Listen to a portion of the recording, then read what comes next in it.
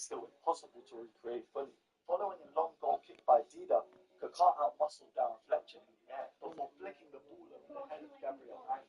Heinz then attempted to get the ball back, along with Patrick Evra, in a joint. He's not wrong. But no, Kaká was on a different planet during this era and could not be stopped that easily. In a split-second decision, Kaká headed the ball to the ground, avoiding both of the defenders, who then collided into each other, leaving Kaká with a 1v1 scenario. And you could have bet your life savings that Kaká was going to place this into the bottom corner. And of course he did, simply slotting the ball past Edwin van der Sar. This entire sequence of events encapsulates his dominance on football during this time, making an impossible 4v1 situation seem possible. Kaká's 2 goals were pivotal in overturning this aggregate score to 5-3, and of course securing a place in the Champions League final. Kaká's performance in this semi-final was a defining moment in his career. He scored 10 goals in the Champions League that season, finishing as the tournament's top goal scorer as a central attacking midfielder. These achievements then earning him the likes of the Ballon d'Or and FIFA World Player of the Year. And despite many other amazing performances throughout his illustrious career, I think this one, at Old Trafford against Man United, seemingly sums it up. R9. Now, R9 was a role model looked up to by some of the world's greatest players of all time, the likes of Ronaldinho, Messi, Thierry Henry, and even Zlatan Ibrahimovic all hailed him as an indescribable force, something that can never be replicated. This was the guy. R9 was a revolutionary of his time, and personally for me, I brought up, this go with family members. They're too small, but they're too big for you. The likes of R9. Now, the striker position in football is experiencing a resurgence like never before in the modern era. And it's not like I call this for anything, but you just have to be patient with these things.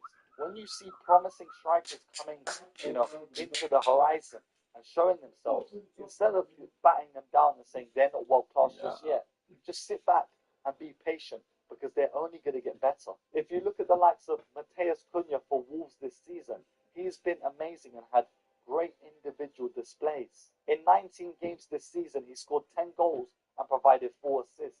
But some of the goals that he scored, they're at the end of a progressive dribble. You've also got Jonathan David, who is pretty much Ligue 1's best striker right now.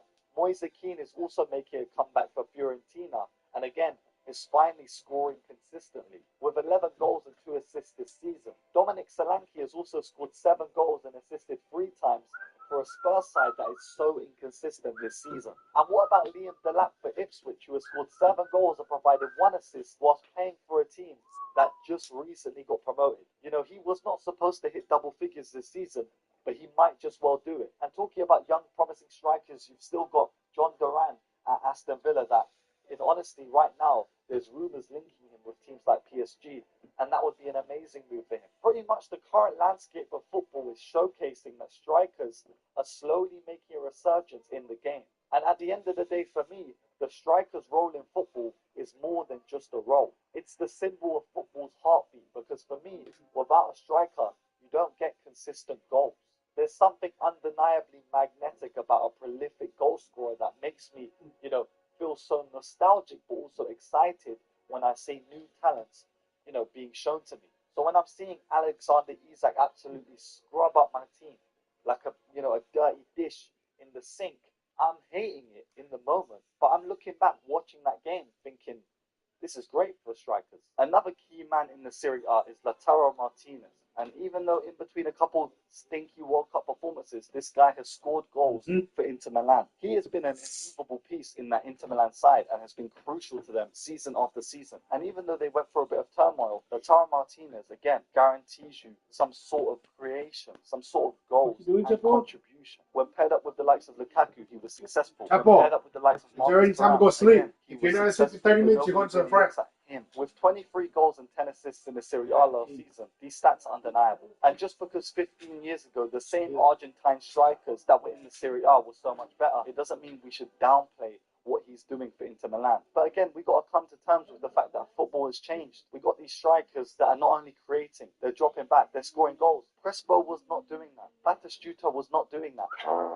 The body feint is the most simple yet effective skill in football, and mastering it can put you levels ahead of those around you. A body feint involves using calculated body maneuvers to deceive your opponents. A moment to mislead defenders through body position and body movement. This skill can create a split-second advantage for you to outmaneuver a player on the pitch. A body feint is the cornerstone, a pivotal skill that can enhance the likes of agility, decision-making, and just your coordination, allowing players to anticipate and respond to opponent movements. Players like Messi, R9, Zidane, Hazard, Marcelo, Busquets, they've all showcased body feints in their long-lasting careers, using body feints to trick their defenders and ultimately elevate their game. Feints are simple and easy body movements that you can do without even touching a football. What happened now, Noah? You can not only master the ball, but master your body with the ball too. A faint drop of the shoulder can send the player in the opposite direction that you're trying to go. And in my opinion, feints are what separate amateur footballers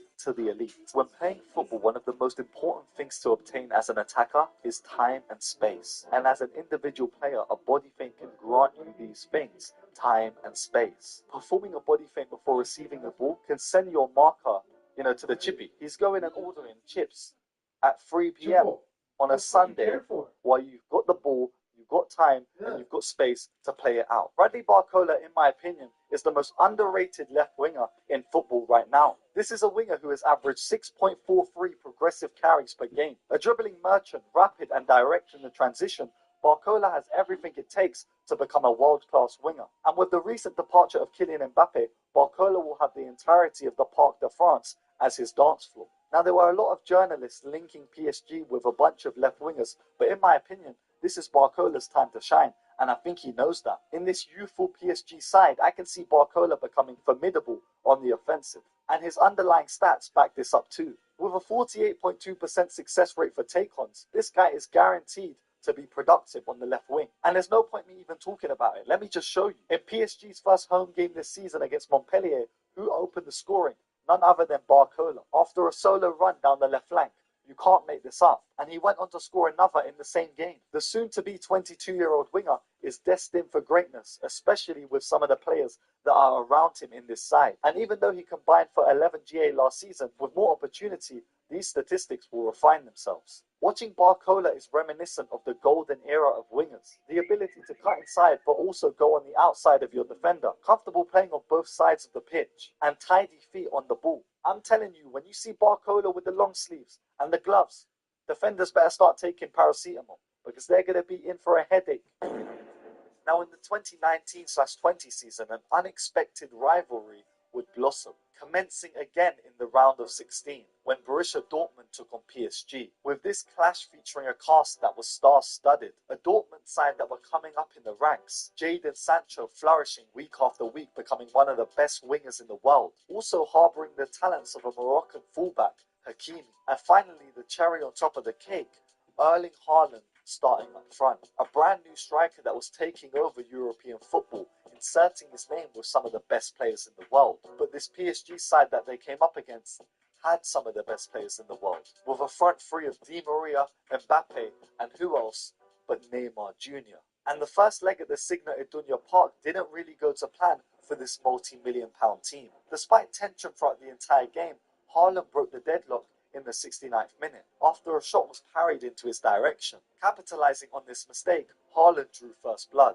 But Thomas Tuchel's side were not just going to give in like that. With a mazy run and a ball across the box, heading into the path of Neymar Jr., who slotted it away. But before they could even finish celebrating, Dortmund were already on the attack, with the ball being given to Haaland, and what else does this guy do? The stadium goes wild. These Borussia Dortmund players have shocked this team of all-stars. And with PSG only managing one away goal, they had to turn up when Dortmund came to their home ground. But this result that these PSG players needed came with an incentive, because going into this second leg, Erling Haaland would make a social media post, following up with a quote declaring that Paris is my city, a statement that would eventually go to bite him in the batty crease, adding fuel to a fire that was already burning. Going into that second leg, it was like a theme of Brazilian samba started to play, because even though this side was based in France, it was led at the time by a Brazilian magician. 28 minutes in and a ball goes into the box, and who else is there to header it away? Neymar Jr. diving in, starting a comeback.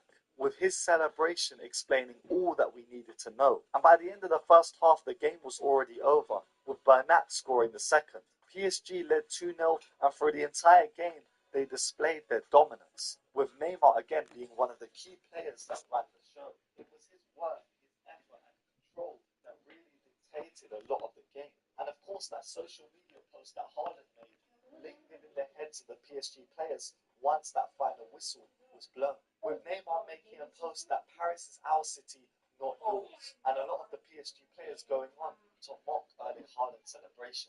This was pure football revenge at its finest, and I was loving it. Thomas Tuchel's men would eventually reach the final, but ultimately lose to Bayern Munich, dampening the mood of what would have been a historic campaign. Just imagine if Neymar and Mbappe were able to pull it off. Now in 2013, Arsenal hosted newly promoted Norwich at the Emirates, and in this game, Norwich not only got schooled, but a brilliant, beautiful goal blossomed during these events.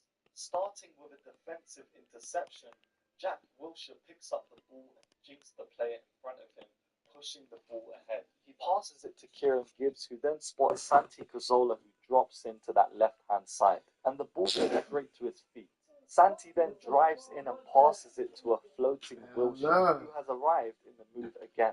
He knocks it back to Santi, then runs into the space ahead. Santi then bounces it off a back-to-goal Giroud, who flicks it in the path of Wilshere, who flicks it to Giroud, who then flicks it to Wilshere, and now he's in front of the goal. And boom, elegance, pure football, the beauty of a team goal. Imagine being in that Norwich defence. It must have felt like a fever dream. Even explaining it in slow motion doesn't capture how well that move was executed. So imagine experiencing it in real life as the ones that had to defend it. One of the best team goals in Premier League history. And a clear example of how I wished them 9-year-olds played during that game I watched. I think what makes the team goal so beautiful is the connected telepathy of the entire team, especially when the goal is fast-paced. It's really not easy. Every move in the pattern of play requires split-second decisions that a player that's not up to it won't be able to keep up with. These decisions can make or break the entire flow of the move, like the initial exchange between Santi Cazorla and Giroud. Santi just bounces it into Giroud, and Giroud first time flicks it in the path of Wilshere, who gives it back. Brother, if that was Eddie Nketiah and Santi Cazorla gave him the ball, he would have tried to turn his defender and then would have booted it, and it would have hit the corner flag and somehow ended up into the Sunday League goal on Seven Sisters Road. And another guy that I have to shower some praise on is Rafinha. With all the attention surrounding Lamine Yamal, especially after the Euros, and rightfully so, Rafinha is still there, putting in the work and being consistent. Time and time again, I thought he shied away from the big games, but watching him game after game this season and just seeing how he's progressed, I want to apologize. 5 goals and 4 assists in La Liga this season, but also just his help on the defensive end, coming back, never stop him running. This guy is a hard worker, and he's not only shining at club level now, but he's also shining on the international stage. He has averaged 5.62 shot creating actions per 90 since the start of last season, and has also slowed down when it comes to the progressive carries. And this is due to the fact that Hansi Flick wants a lot more efficiency from his Barcelona players. When you've got 2 wingers in Lamine Yamal and Rafinha that are portraying the exact same traits, eventually people are going to find out how to stop you. So we're seeing when Barcelona play, these two are displaying such altering traits where Rafinha will dip into midfield, pick up the ball and drive, and Lamine Yamal will hold the width out wide, and then they'll just seamlessly switch, and both will switch roles, switch wings at some points, and just be having fun. Another generational run that we have to talk about is from a snake. Robin van Persie during the 2011-12 season was insane. He had one of the most phenomenal final seasons of a player I've ever seen. And I was there. As an Arsenal fan, I witnessed this. This guy slapped 30 Premier League goals during that season for Arsenal, achieving the Golden Boot while getting no titles that year, only helping Arsenal to secure a Champions League spot. During this season, you saw him hit all these different shots, his iconic volleys being just the tip of the iceberg. Robin van Persie was iconic, And then through making this amazing legacy at Arsenal, we thought next season, let's make a dive for the league. If Van Persie's going to keep up this form, we got to keep going. And then we find out he's moved to Old Trafford. As an Arsenal fan, I was broken. I was on my knees. You look back at that season and see how he replicated that exact run of form for Arsenal to Man United, becoming one of the main guys. You know, Batman being Rooney, Robin being Van Persie. They took over the league. And for these 2 seasons, I think Van Persie was the best player in the entire league. Now, for the last player in this video, I thought I would go, Scouser. Let's quickly talk about Steven Gerrard through 2008 to 2009. Now, during this time, Gerrard showcased his peak form, solidifying his reputation as one of the Premier League's all-time best midfielders. During this season, Steven Gerrard, from central midfield, scored 16 goals, finishing third in the league behind the likes of Nicolas Anelka and Cristiano Ronaldo, whilst also providing 9 assists and getting 25 goal involvements during the season. This was in a season where he only played 31 games. Not the quickest of players or most agile, he still thrived in behind Fernando Torres. And unfortunately, he only led Liverpool to finish second in the league that season with 86 points. But during this time, that was their highest ever Premier League finish. This season will always remain as one of the most complete displays from a midfielder in Premier League history. And I think Steven Gerrard's influence is way too understated, especially in the modern game. There's all these midfielders now that want to run up and down the pitch, help out defensively, and score goals, whilst also being physical enough and passionate enough to lead a game. Steven Gerrard was that guy. During the 2008/9 Champions League, Ronaldo was playing out of his skin. And it just so happened that my team, Arsenal, had reached the semi-final after wins against the likes of Villarreal and AS Roma. Now, going into this game, Arsenal fans knew what they were getting into because Ronaldo was not an unfamiliar face. But it was this performance against Arsenal at the Emirates that really took the cake. Now, in the first leg, Arsenal kind of got off lightly, with John O'Shea scoring the only goal in the game, with Man United winning 1-0 at home. But it was that second leg that Arsenal had to do something, for they were coming up against Cristiano Ronaldo. In the round just before, he scored an absolute screamer against Porto, one of the best goals in his entire career. And he was about to be unleashed against an Arsenal back line that had the likes of Kieran Gibbs. Come on. And immediately at the start of this game, it was the fullback that gave away the ball to Park Ji-sung, who again finished off. And after going 1-0 down early, Arsenal fans' heads had already dropped. Ronaldo was locked in this game. He had entered the doors of the zone and felt like he could do the impossible. With Robin Van Persie giving away a free kick in no man's land, a free kick from 40 yards out, nobody really thought that this would happen. But for some reason, Ronaldo stepped up for a free kick from this far out. And I'm there thinking, you know what? It's fine. We're 2-0 down in aggregate. He's not going to score this. We might get a goal back. We might forge a comeback. We got this. We were called the comeback kings. And then Ronaldo steps up for this free kick and blasts it from 40 yards into the back of the net. The power from the shot evading Almunia in goal. I genuinely don't know how this even happened. How did we allow this to happen? This is not FIFA, back in the day where you could hold L1 and the shot bar and it was just going from in. No, this was real life.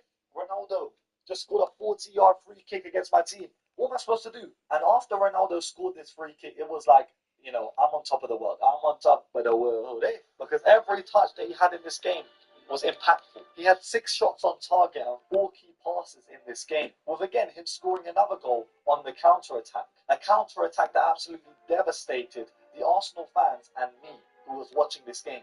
Now, glory hunters in football is something that I have seen firsthand. I have seen people go from Chelsea supporters to Man City supporters, Tottenham supporters to Arsenal supporters, Arsenal supporters to Man United supporters, and it pains me. The reason why it pains me is because you can't just up your loyalties and go and transfer it in. You can't be supporting a team and then just be like, you know what?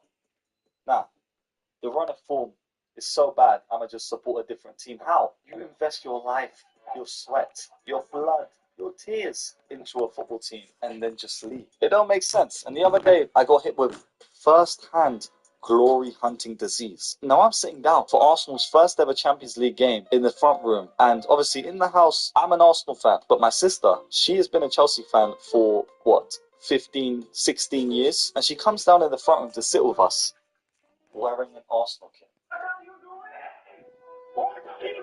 So 15 years of your life, you wore a Chelsea kit, and then you decide to walk in once Arsenal are back in the Champions League after I was suffering for years without it.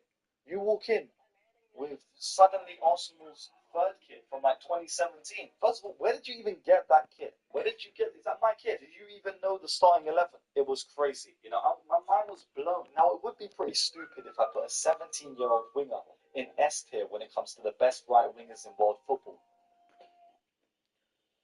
But I'm going to do it anyway. Based on the fact that he pretty much had the Euro 2024 at his fingertips, he controlled it like he was playing FIFA the entire time. With 1 goal and 3 assists and many crucial moments game after game, he showed us that he not only could do it at club level for Barcelona, but he could do it on the world stage. The hype behind him, the fact Lionel Messi gave him a bath, you know, all these things add up and they give him more points as being the best winger in football right now. Do I think he's better than Salah and Saka?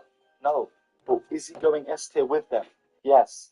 For me, Neymar is the definition of a real winger. Throughout his career, he was dominant, playing on the left-hand side at Barcelona and then translating his game when he made that massive move to PSG. And I remember the day specifically that I said, you know what, this guy is my favorite player. It was 2013, and a young school jib was watching the Confederations Cup final. Now, Neymar and Brazil took on Spain, and if we were looking at these squads man to man, we were thinking in our heads that Spain were going to get this over the line. But one man said otherwise, and from the first minute, he dictated the entire flow of the game.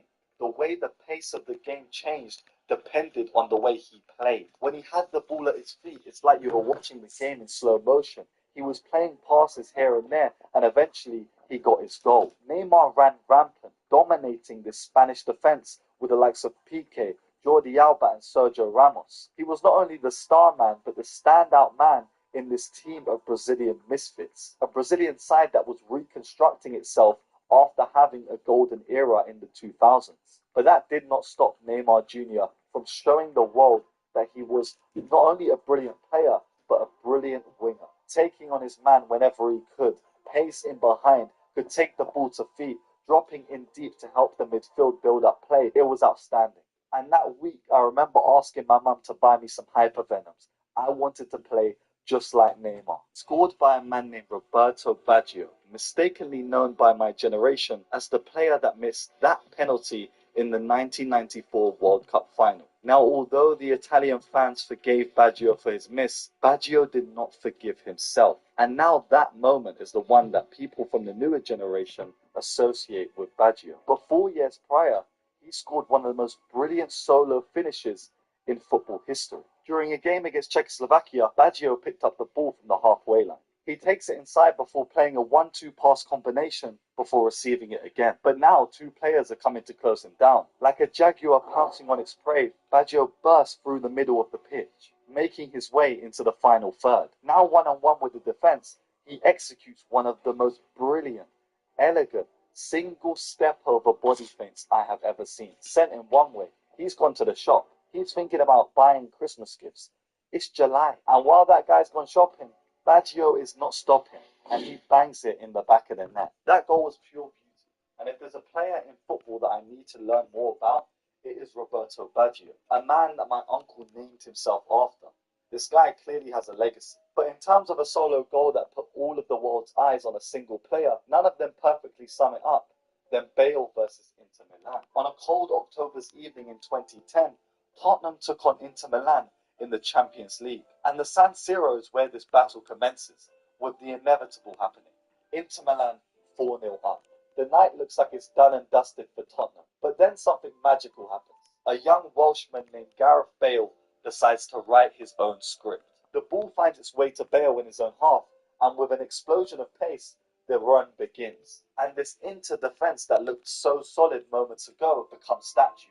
Just as Bale turns on his jetpack, Bale looks like a man possessed and glides down the left flank of the football pitch like a gazelle. Most in this position would hesitate, maybe turn back, pass it off, or put a lazy cross into the box. But no, Gareth Bale decides to shoot, and that ball nestles into that far right corner of the goal. It's a statement, and after the goal went in, the San Siro fell silent. The away fans then erupt, knowing that they've just witnessed something great. But Gareth Bale is not even done yet. He scores 2 more, each one as dazzling as the other. And even though the game ended 4-3 to Inter Milan, Gareth Bale scored a hat-trick and could leave with his head held high. Now, although this next player is widely known as being quite fraudulent, I think it would only be right to mention Alvaro Morata's solo run in 2015 against Bayern Munich. In this game, Juventus were 2-0 down in the Champions League, and as the clock ticked to the 73rd minute, Morata did something special. Picking up the ball deep from his own field, a quick glance upfield, and he was gone. Seeing the opportunity, he put on the afterburners and drove through this Bayern Munich team, leaving this Bayern Munich midfield in the dust. He goes past Thiago, he goes past Xabi Alonso, and now you could see the fear in this Bayern Munich defense. This was no ordinary counterattack.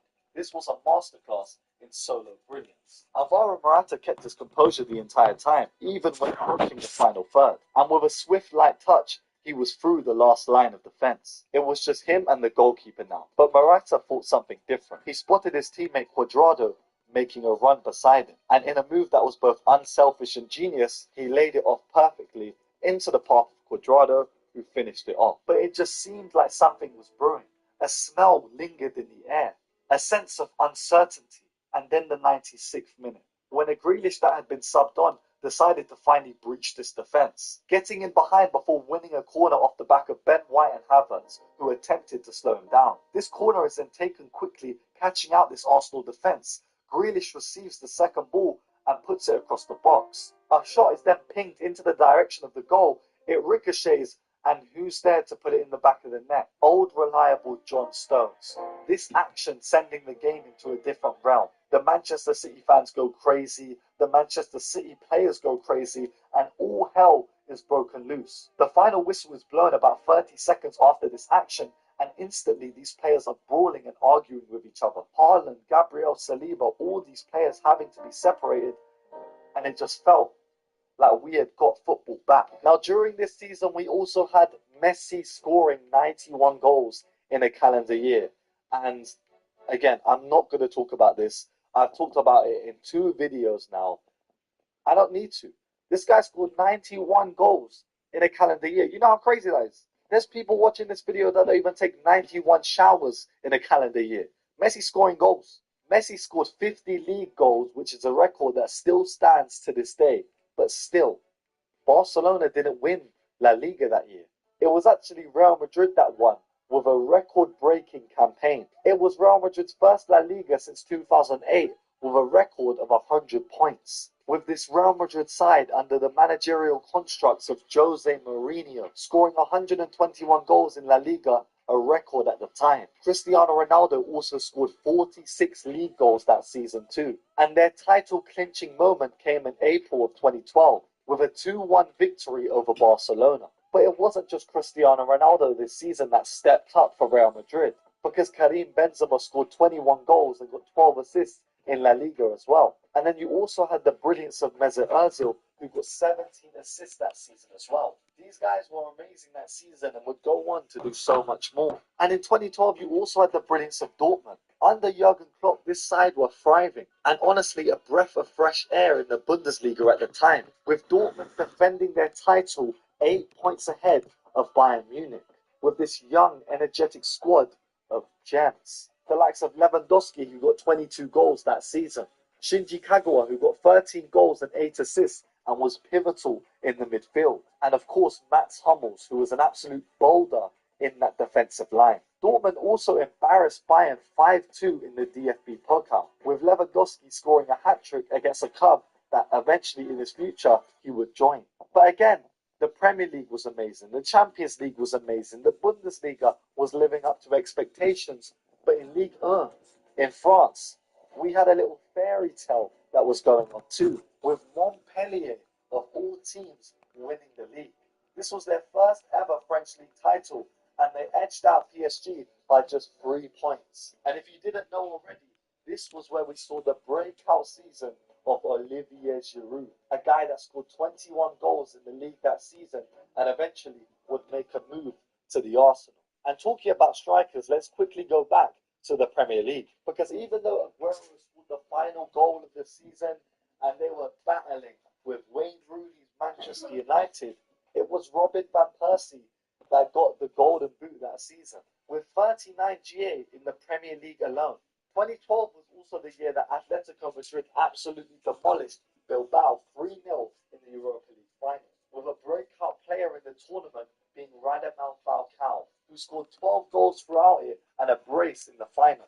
This again, like many other teams that I spoke about in this video, was the rise of Atletico Madrid underneath Diego Simeone, where that dynasty would begin and they will go on to see so much success. And let's go back to France now and mention that even though Montpellier won the league just ahead of PSG, it was a player from Lille that lit up the league that season, with the Player of the Year award that season going to Eden Hazard, who scored 20 goals and got 15 assists that season, setting the stage for a move to Chelsea.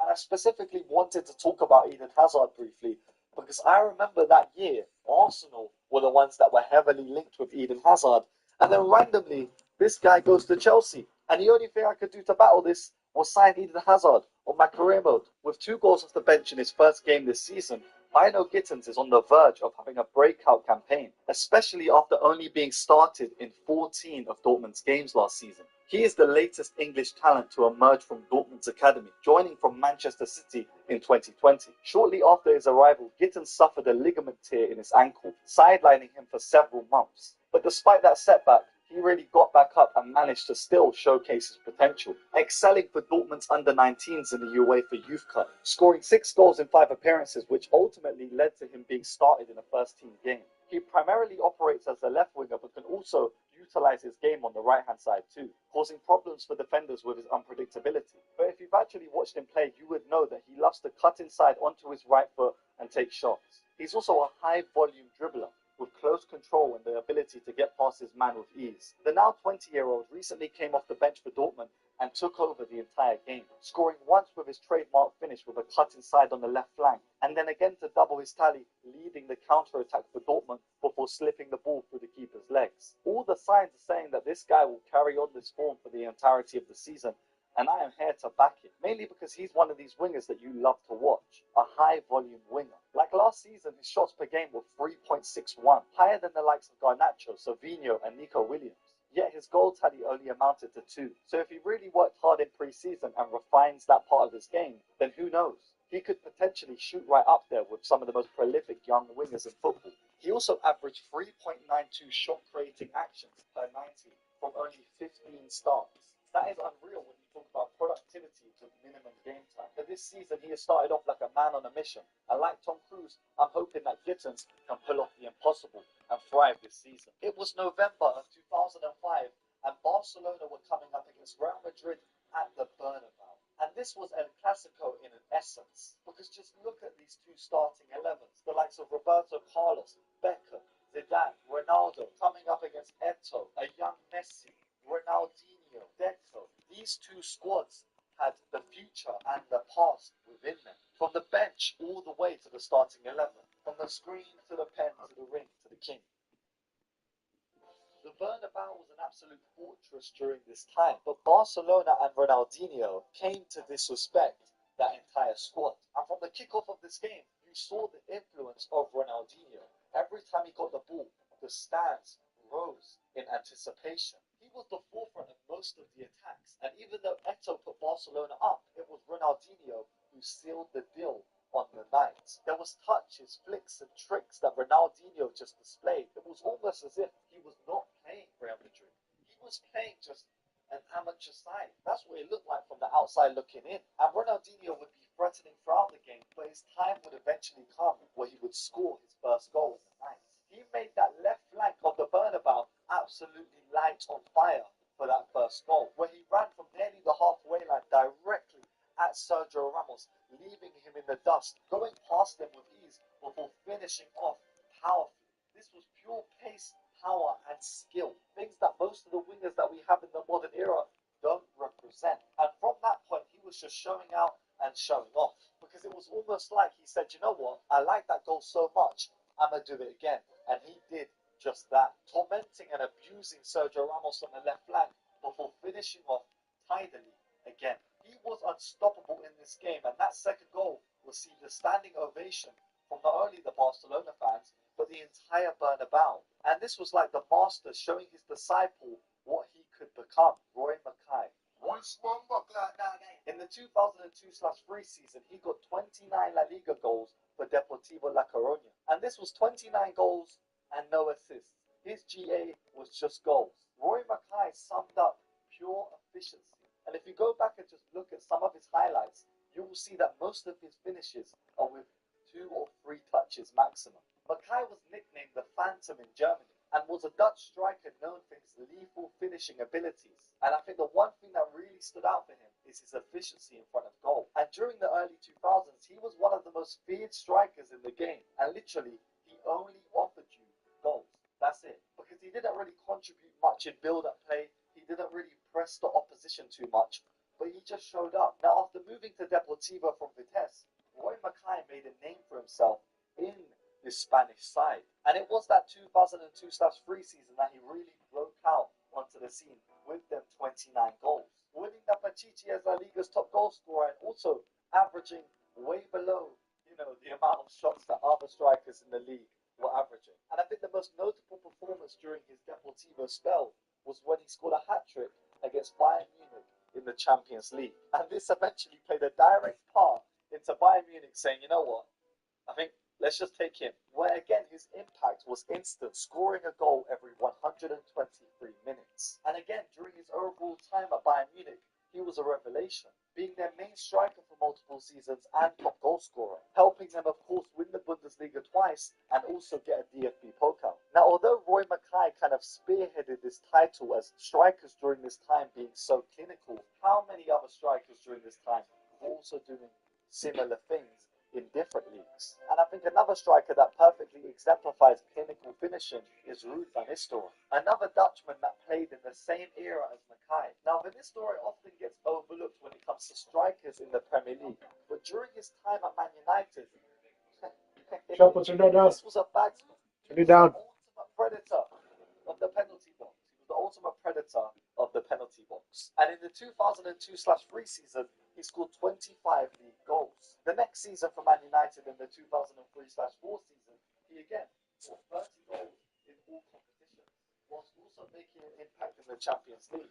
And even when he made the move to the Bernabeu in 2006, he continued that form that he had at Man United. In the 2006/07 season, he scored 25 goals in La Liga, winning the Pichichi, aka La Liga's top goal scorer award, and also helping Real Madrid win the league that season too. And I think these things I'm going to tell you about Van Nistelrooy are really going to put in your mind how good of a player he was during this time, especially how good of a striker he was. With a Premier League Golden Boot in the 2002/03 season, La Liga Golden Boot in the 2006/07 season. He was also the top goal scorer in the Champions League in 2001/02, in 2002/03, and in 2004/05. And I think you start to see a common pattern when talking about these freaks of nature when it came to strikers during this time, with pretty much all of the main strikers during this time having that trait of being able to poach the ball in the box. Now, when it comes to completely random picks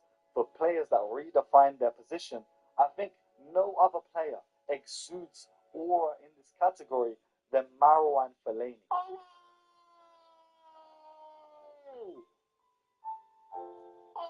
wow! This guy was a complete enforcer under the managerial constructs of Jose Mourinho, often deployed as a midfield enforcer or this target man striker. His ability to disrupt opposition play and also or this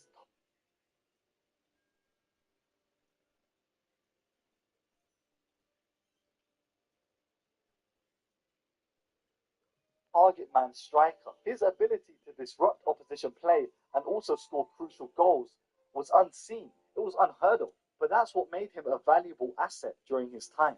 Visualize the 2016 FA Cup semi-final against Everton, where Marouane Fellaini was absolutely crucial for Man United, scoring a vital goal to propel them to the final. It was weird, but somehow very effective, This guy got over 20 goals for Man United. In the 2016/17 season, Cristiano Ronaldo in the Champions League was absolutely phenomenal, scoring 10 goals in the knockout stages alone. This season was a hallmark of clutch performances from Cristiano, including a hat-trick against Bayern Munich, which was again such a dominant display, and also against Atletico Madrid, a team that he would haunt throughout his entire career. He played 13 games and scored 12 goals, 10 of them being in the knockout stages of the competition. This guy said, you know what, boys, go and have your fun in the group stages, yeah? I'm going to wake up from my nap when I'm ready. Knockout stages came, and Cristiano came to town with that trim, yeah? With that trim. People want to replicate that trim. You can't replicate that trim. Can't replicate that trim and put up these performances. I can replicate that. I can't replicate that trim. There's only certain people in the world that can have that trim, and he's one of them. LeBron as well, and Michael Jordan. And not only did he score 12 goals, he also got 6 assists too. This guy's putting up season numbers like it's the Premier League.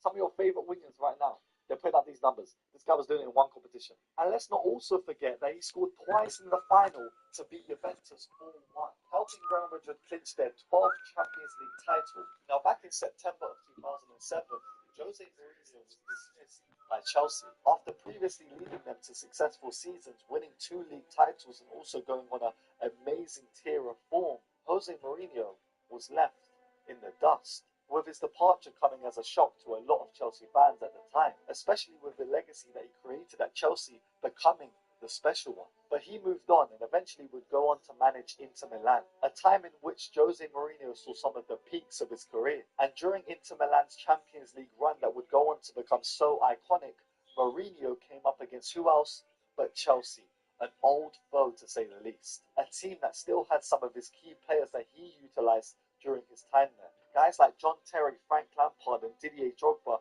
who all thrived under Jose Mourinho, would have to go against him with 2 legs. And this, of course, triggered this revenge story within media during this time, with a lot of people saying that if Mourinho was able to get past the round of 16 and beat this Chelsea side, he would prove to them that he was bigger than the club. Now, this game started off quickly with Diego Milito scoring within the first 5 minutes, a striker that would go on to really rule this entire tournament. But Chelsea weren't backing down. Throughout the entire 90 minutes, they would pop off shots against Inter Milan, with Kalou having a penalty shot, Lampard taking shots, and Didier Drogba trying his best up against Walter Samuel and Lucio. And after half-time, this Chelsea pressure would eventually cause the Inter Milan side to fold, with Solomon Kalou getting his goal. But this joy that Chelsea fans felt when seeing Kalou score was short-lived, because Cambiasso, a bald-headed beast, smashed the ball into the back of the net.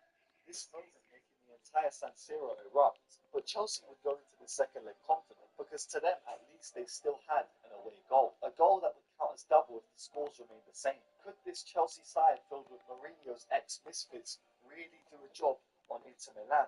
This would eventually be decided back at Stamford Bridge. And it seemed like this running theme of defence and attack would remain the same in the second leg. The game was filled with stray tackles and also stray shots, with most of them going wide, untidy touches and no real control on the game. Each side sharing the possession quite fairly, but eventually this disdain that the Inter Milan players had probably inherited from Mourinho came through. They wanted to go through it. Bless you. They wanted to win.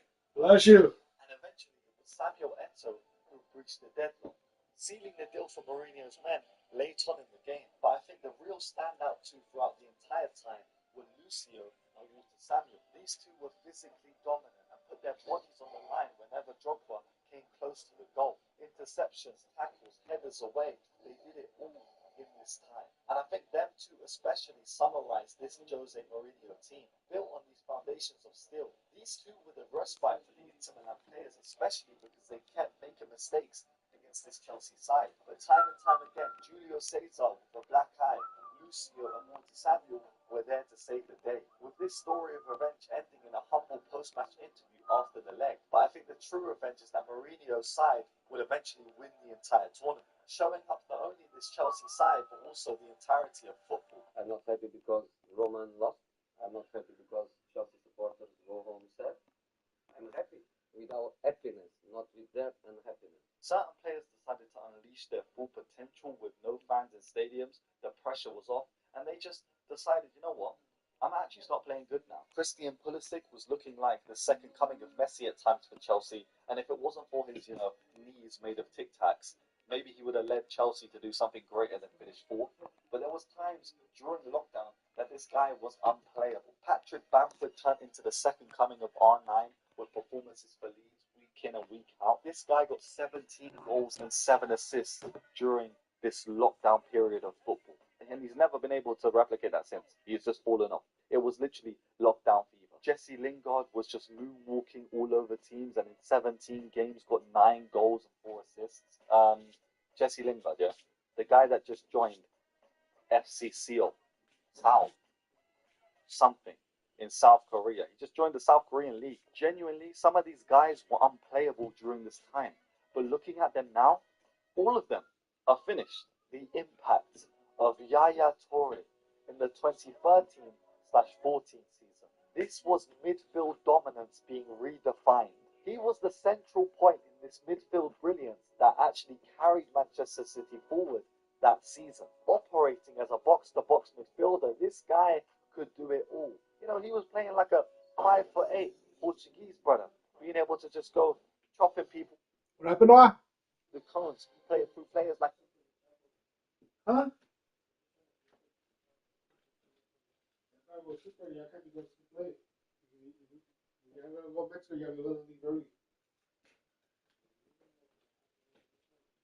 Not even in the morning. He was playing with cones, but he could also maraud up the pitch, finish chances where the ball was just crossed into him and he was finishing first time. He could also finish with I know when you go HB today.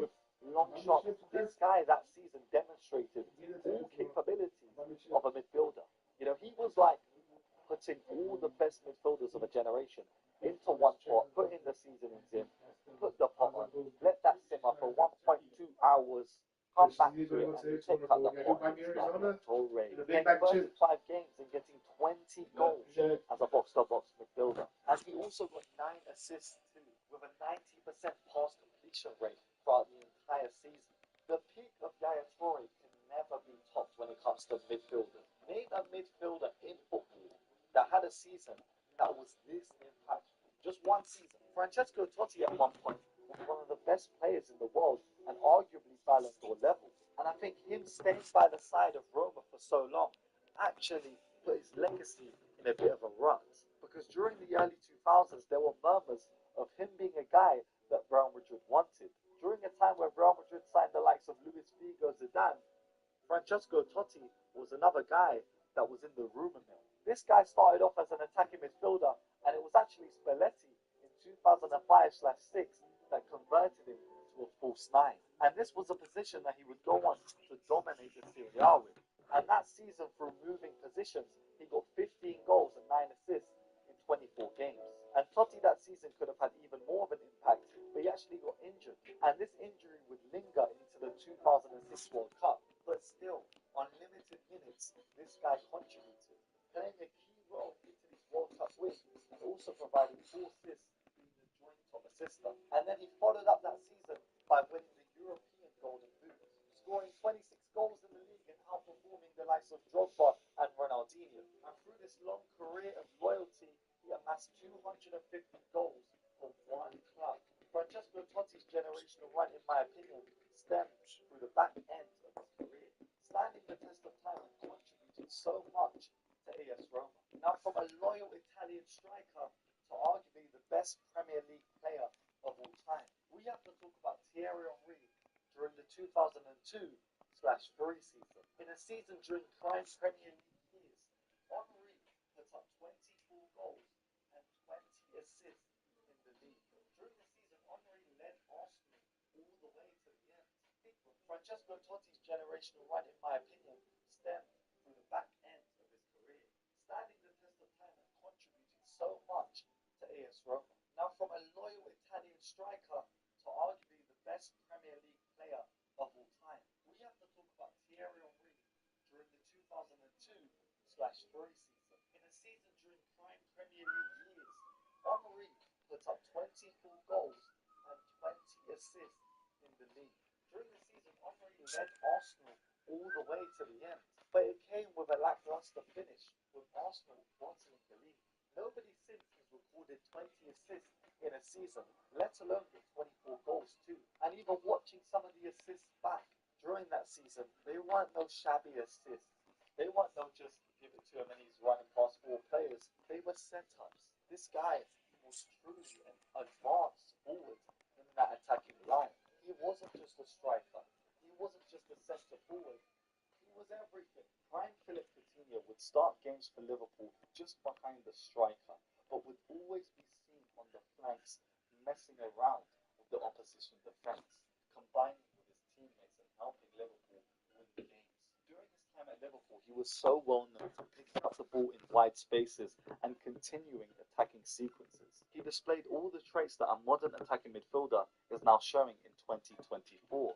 But Philip Coutinho was doing it back in 2016. In the 2016/17 season, the Brazilian did a madness, scoring 22 goals and getting 14 assists. That season, he just dominated, and it was beautiful to see. And little did he know that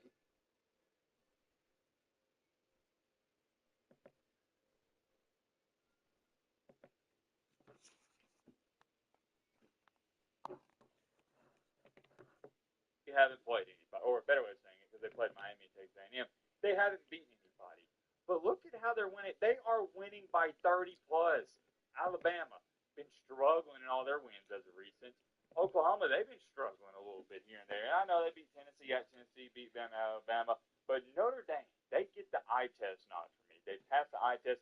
I think they're a better team than Oklahoma, and I think they're much better than Alabama.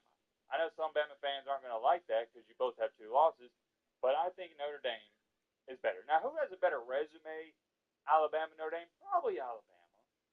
But I think Notre Dame, like I said, it's an eye test thing for me. They look really good. C.J. Carr, you can argue and say he's been better than Ty Simpson. Jeremiah Love, see, that's the difference. Notre Dame can run the ball. Not many teams in college football can say it this year.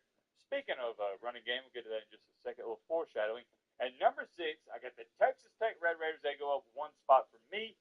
They're one of the better teams in the nation. Some people got them higher. I don't have a problem with that. I don't really agree with Tech being ahead of Ole Miss in my rankings, as you can see right here. I got Ole Miss at 5. I think they're a better team than Texas Tech. I don't understand how anybody can say Tech is better than Ole Miss. I know Lane Train, they struggle with Florida, but that's stereotypical Lane Kiffin football. He plays up to his competition, plays down to it. The important thing is you won. And I know the final score deceiving, but you could argue and say, well, Matt, we won by double digits. Touche, man, touche. At number 4, woo! Let the controversy begin in the comment section. I can already smell Timothy and Bobby and Brad and Chad flying. What? No way, Matt. You can't do this. Yes, I can. It's my rankings. Hate to be the bearer of bad news. I can do whatever I want. At number 4, I got the A&M Aggies. Yep. That's right. I dropped them down. Embarrassing. If you were playing anybody outside of South Kakalaki, you lose that game. Fortunately enough, you were playing South Kakalaki. Now, I've applauded A&M. I did a separate reaction video to it. Congrats on the win. But we're getting into nitty gritty. We're talking about the best of the best, the cream of the crop. And you're not better than guess who? Georgia. Have you noticed? Yeah, you picked up on. I got Georgia ahead of A&M. You're not better than Indiana. That's huge. Not better than Old Bro State. I've said all year long. I'll continue to say. And he got exposed Saturday. I don't care that he won and he put up decent numbers in the second half. Marcel Reed can't throw a football. One of the most overrated quarterbacks in the nation. He's a heck of an athlete, a heck of a scrambler, but he's like Anthony Richardson, Jalen Milroe. You make him throw, it's going to be a disaster. A&M, they got a good defense, but not offense. With Marcel Reed back there, you're not going to beat a Georgia. You're not going to beat an Indiana. And you're not going to beat an Ohio State. It's not going to happen. Actually, I'll get to all this in just a second. I think they got a better shot at beating Indiana than Georgia. I think Georgia beats A&M by double digits on a neutral site field, or even at A&M. For that sake, at number 3, I got the Georgia Bulldogs. Yep, 1 loss Georgia ahead of A&M. I'm going to explain it. Calm down, you dork. I see you dweeb, right into a comment section. Mr. Matt, you can't do this. A&M has 0 losses. Shut up, nerd. I don't think I know that, but let me enlighten you on something. Georgia, their loss, it feels like that was a year ago. It was months ago. Who's looked better in the second half of the season, the midway point on? The Georgia Bulldogs. They've looked much better than A&M. And actually, if you want to get to the real nitty-gritty, Georgia has a legit argument my humble opinion,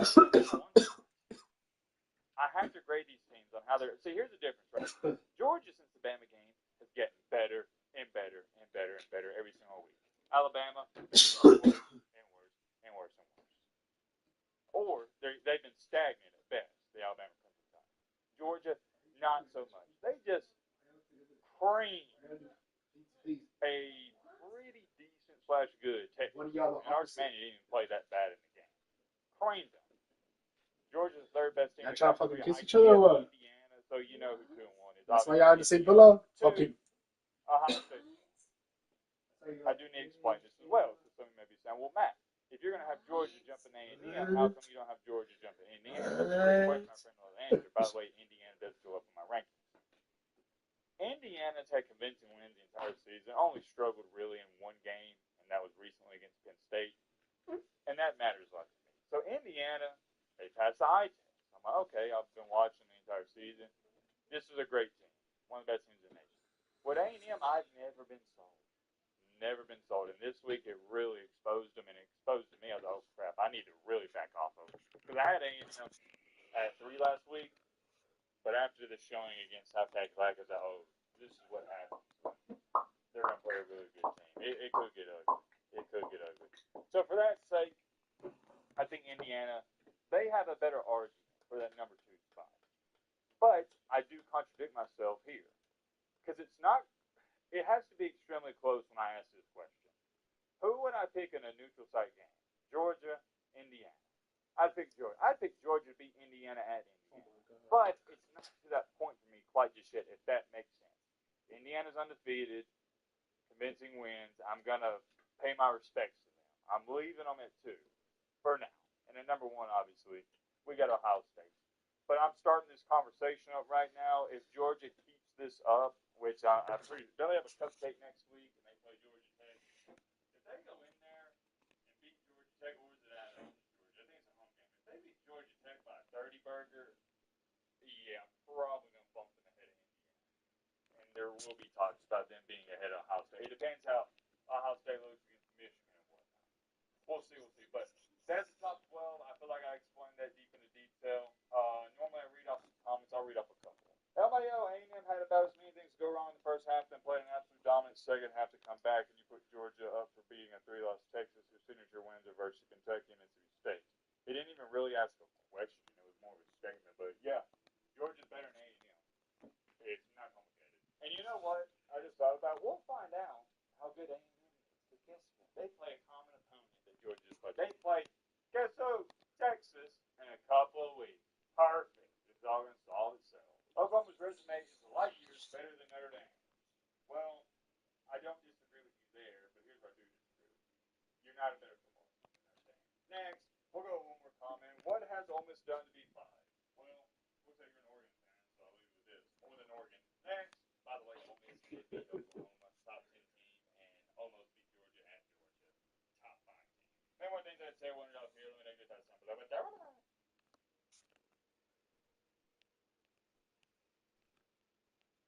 Ladies and gentlemen, boys and girls, hope all of you having a great start to your week. Hope all of you having a great Monday. If not, hope this video can make it a little bit better. And man, oh man, I am sick and tired. Let me say it again.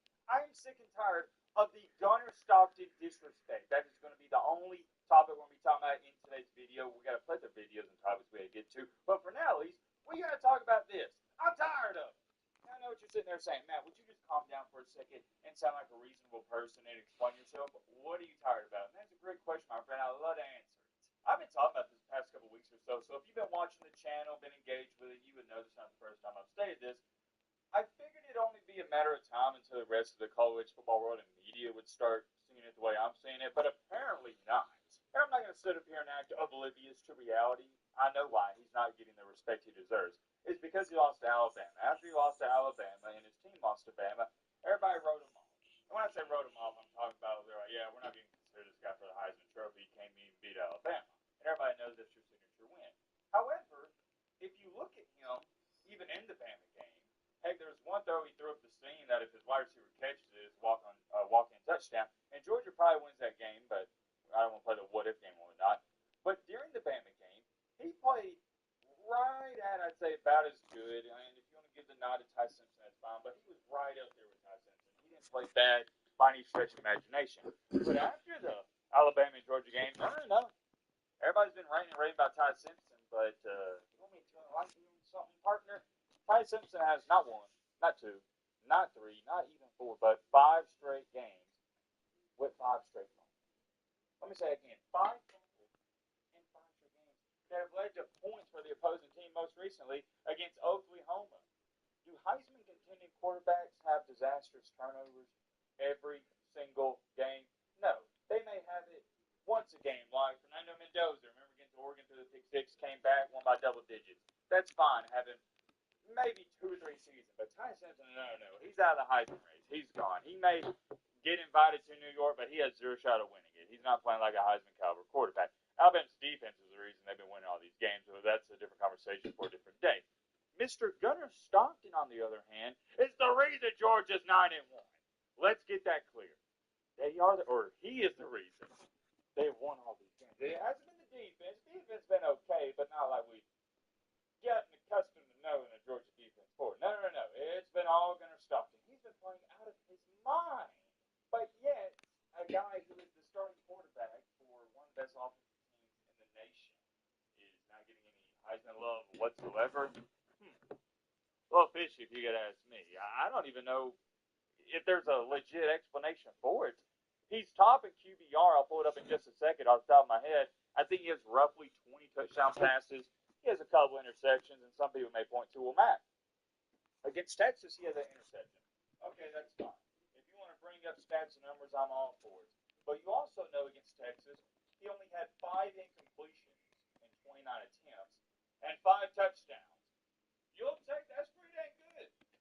Would you not agree? You'll take that 5 touchdowns. So for every incompletion, he had a touchdown to make up for it. That's what Heisman quarterbacks do. Let's pull up his stats to back up my claims and whatnot. He has 2,200 passing touchdowns on the year, 19 tutties, 3 INTs, and he's top 3 in the nation QBR. Oh my gosh. A QBR over 90 is elite. And that's just through the air. I'm here to tell you right now, he has underrated speed and athleticism. He has been killing teams scrambling. Georgia's even been calling some design quarterback runs for him, and he's been exploiting defenses. Heck, he had a couple against Alabama that was really nice. He also had a rushing touchdown against Auburn, Ole Miss, and Texas. Not only has this Georgia football team been rolling on all cylinders, they're one of, if not the hottest team in the nation the past 5 or 6 weeks.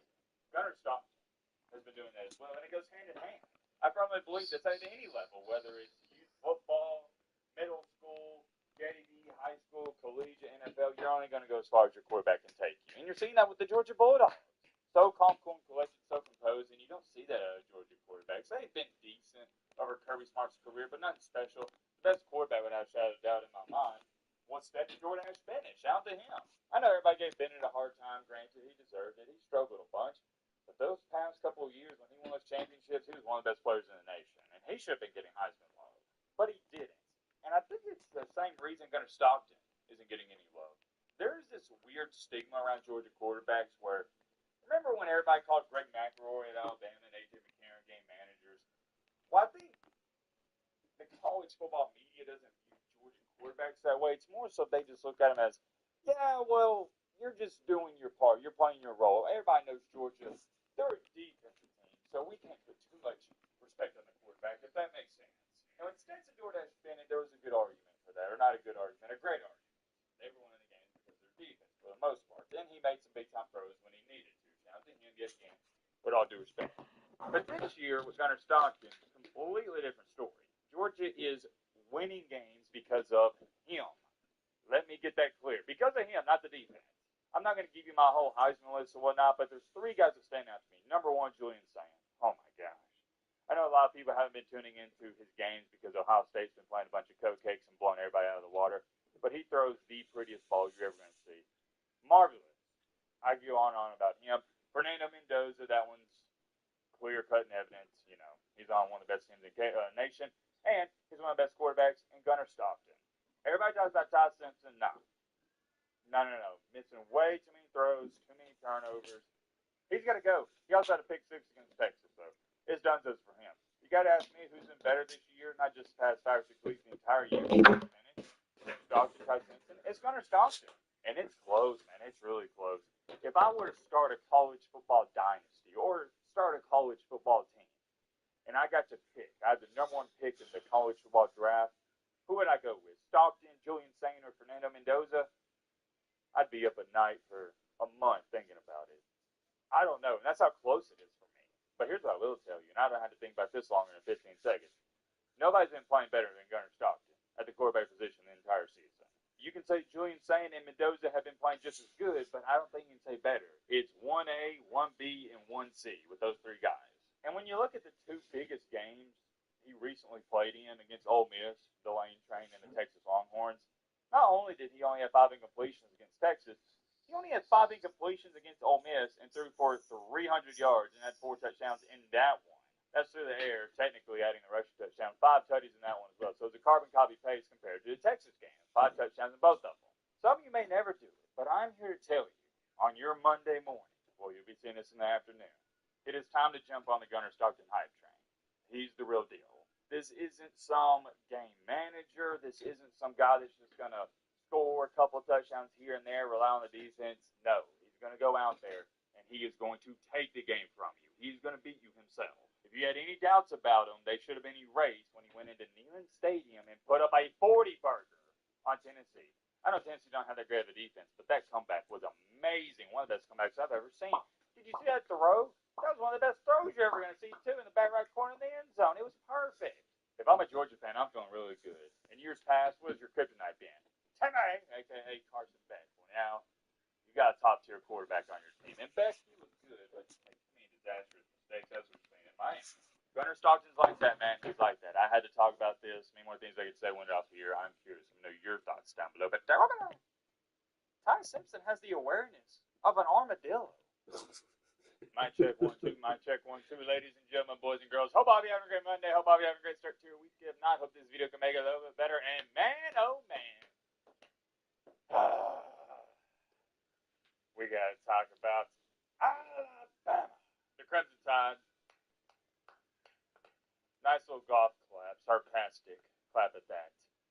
I made a video last week. I'm sure some of you may have, may not have seen it. I don't want to say I predicted this because I did take Alabama to win the game, but I'm pretty sure the title of that video was, and the whole focal point of that video was, Alabama has been, and is, playing with fire.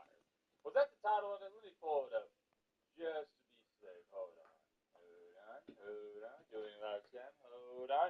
Yeah, got it right here. Alabama's playing with fire. And what do you know? Thumbnail of that video is Jam Miller, and we talked about the things that quite literally transpired in the Oklahoma football game. Ty Simpson, stayed in that video, fumbled in 4 straight games in the second half. Well, what do you know? He did it again against Oklahoma. What did we say in that video? I hate to repeat myself, but if you do that against a really good team, they're going to make you pay for it. And clap out to Oklahoma. It's a double-edged sword because you can sit up here and say, and I've done that, well, they're going to beat themselves against Oklahoma, which is true. But 2 things can be true. OU forced those turnovers. It doesn't matter how you dissect or chop it up, a fan base is going to feel disrespected because if you're an Oklahoma fan and you hear Bama fans say, oh, well, no, Oklahoma didn't win the game, Alabama lost it, you're like, well, dang, that's discrediting us. But at the same time, if you're an Oklahoma fan and you were to say, well, no, we forced those mistakes, Bama fans, their repose going to be, no, buddy, no. We beat ourselves. You didn't beat us. But I digress. Getting back on track here. What are we talking about in that video? Alabama has been getting away with it all year long. They got away with it against Vanderbilt. They got away with it against Missouri, South Carolina, most recently LSU. But you didn't get away with it against Oklahoma. And guess what?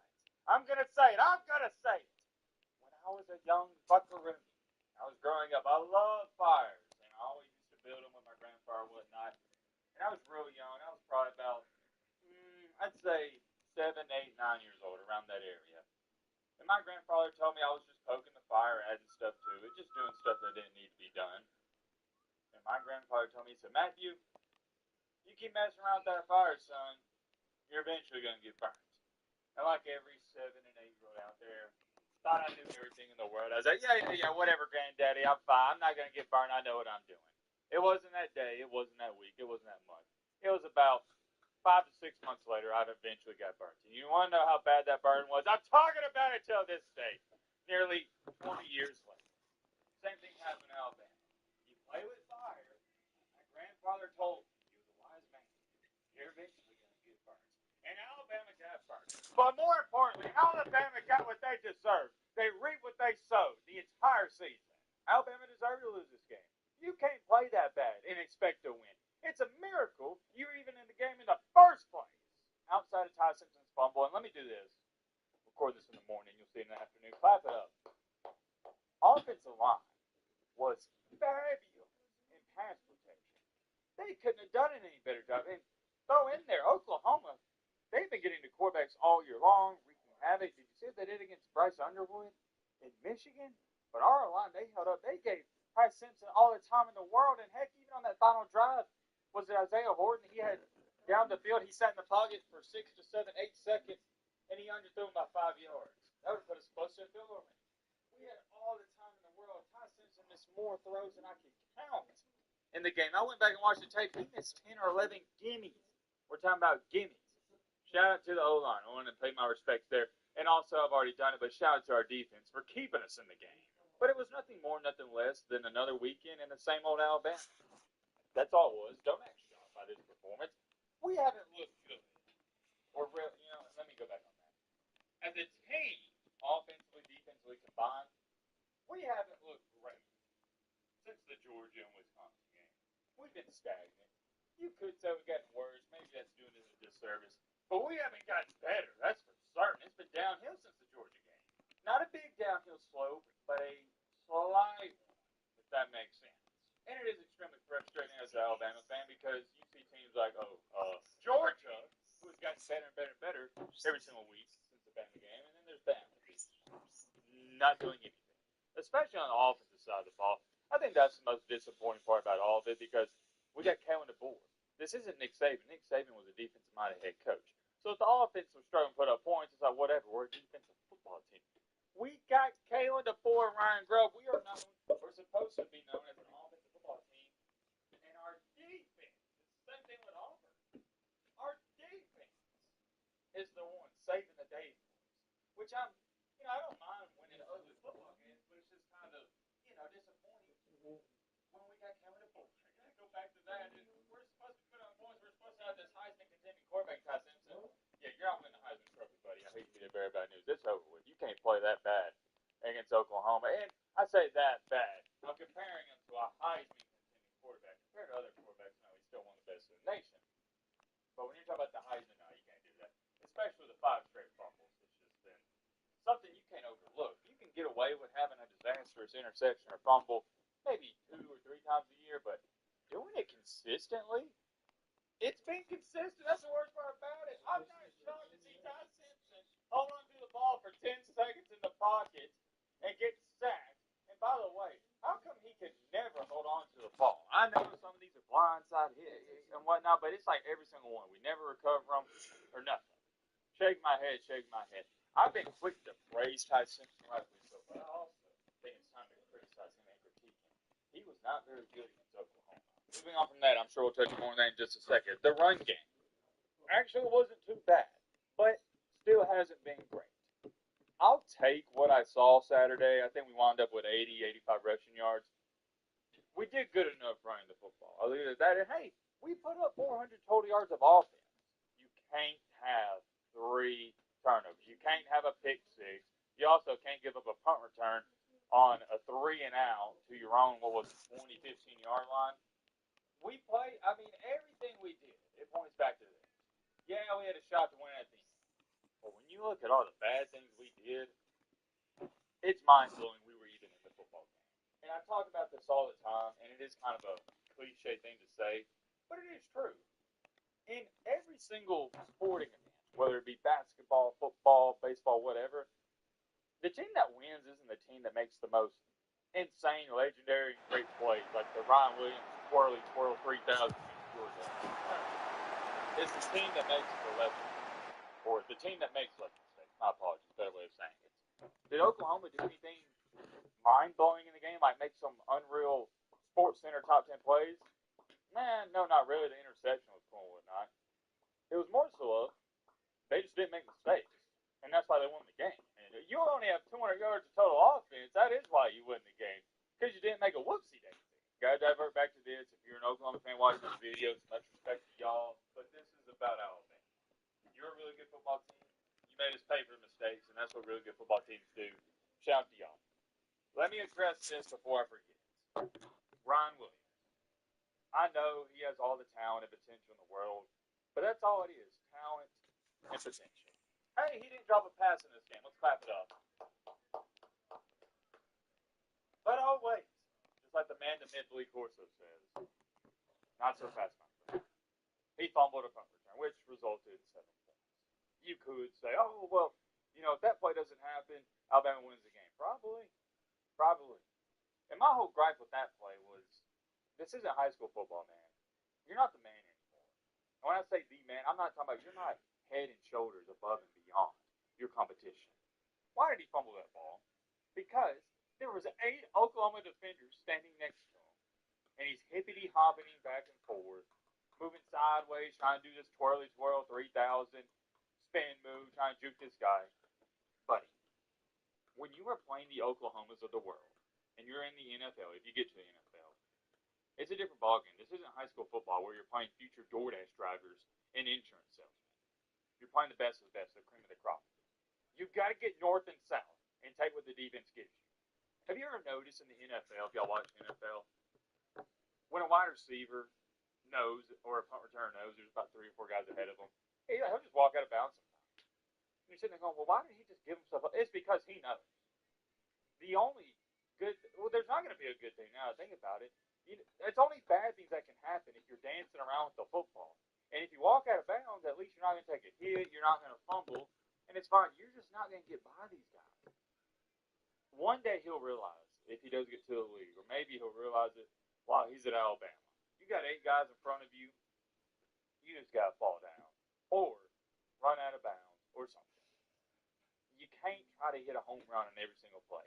That is Ryan Williams' downfall.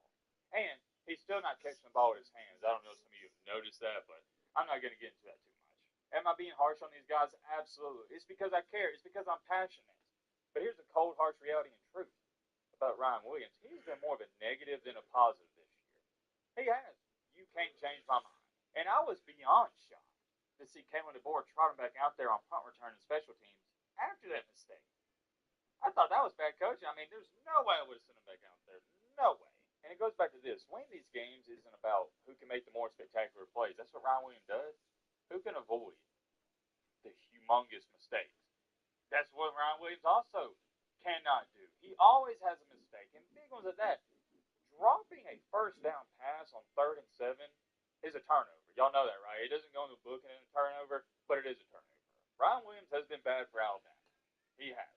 And the problem is everybody's telling these young guys how good and special they are. They need somebody like me in there telling them how bad they've been. Maybe it'll humble them and get back down to reality, and you can work on the basics a little bit. I haven't really talked about them too much because I said it weeks ago.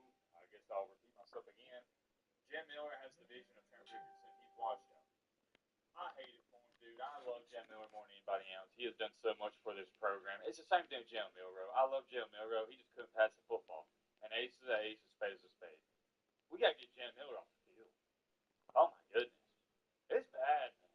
You got to take off your Alabama glasses and look at it from an unbiased perspective. It is bad. Bad. Really, really, really bad. Daniel Hill, he's been a bright spot. Jam Miller, no. He's dang near. Gosh, I hate to say this about him. Y'all don't understand how much I hate to say it. He's dang near unplayable. He is. I hate it. You think I like saying that about him as much as he's done for the program? But it is what it is. But I get it. It's the same reason why Kalen DeBoer would have benched Milroe last year. You bench a guy like Jam Miller, probably going to affect the teammate chemistry a little bit, and the team may turn. So you kind of can't do that, really. You got to throw him in there and continue to play. But at a certain point in time, you got to grow some kahunas as a head coach and say, you know what, my job is to put the best players on the field. And Jim Miller, he ain't even RB2. He's like RB3 or 4, in my humble opinion. I feel like we got to give Kevin Robinson more action. Sounds like I'm nitpicking. I'm just breaking down the game. So you take everything into account. Jam Miller stinks now. Can't run the ball. We had less than 100 rushing yards. Ty Simpson missed more wide open receivers in that game than I've seen him miss the entire season. He had the pick six. He had the fumble. Golly, he played really bad in that game when you think about it. Ryan Williams fumble resulted in 7 points. Oh my God. How could I forget? Connor Talty, don't worry. I'll get the missed field goal where I guess you could theoretically say if you make that, you win the game. But I don't think you can play that what if part too much because it changes how everybody operates after you make the field goal. Take that into account. Yeah. Why are you looking at it? As far as it goes for Connor Talty, No, Chapo. He was like staring at him. he's not a leg. Oh, hell. You're trash, dude. You are garbage. One of the worst kickers I've ever seen in Alabama history. Outside of Cade Foster, he's probably got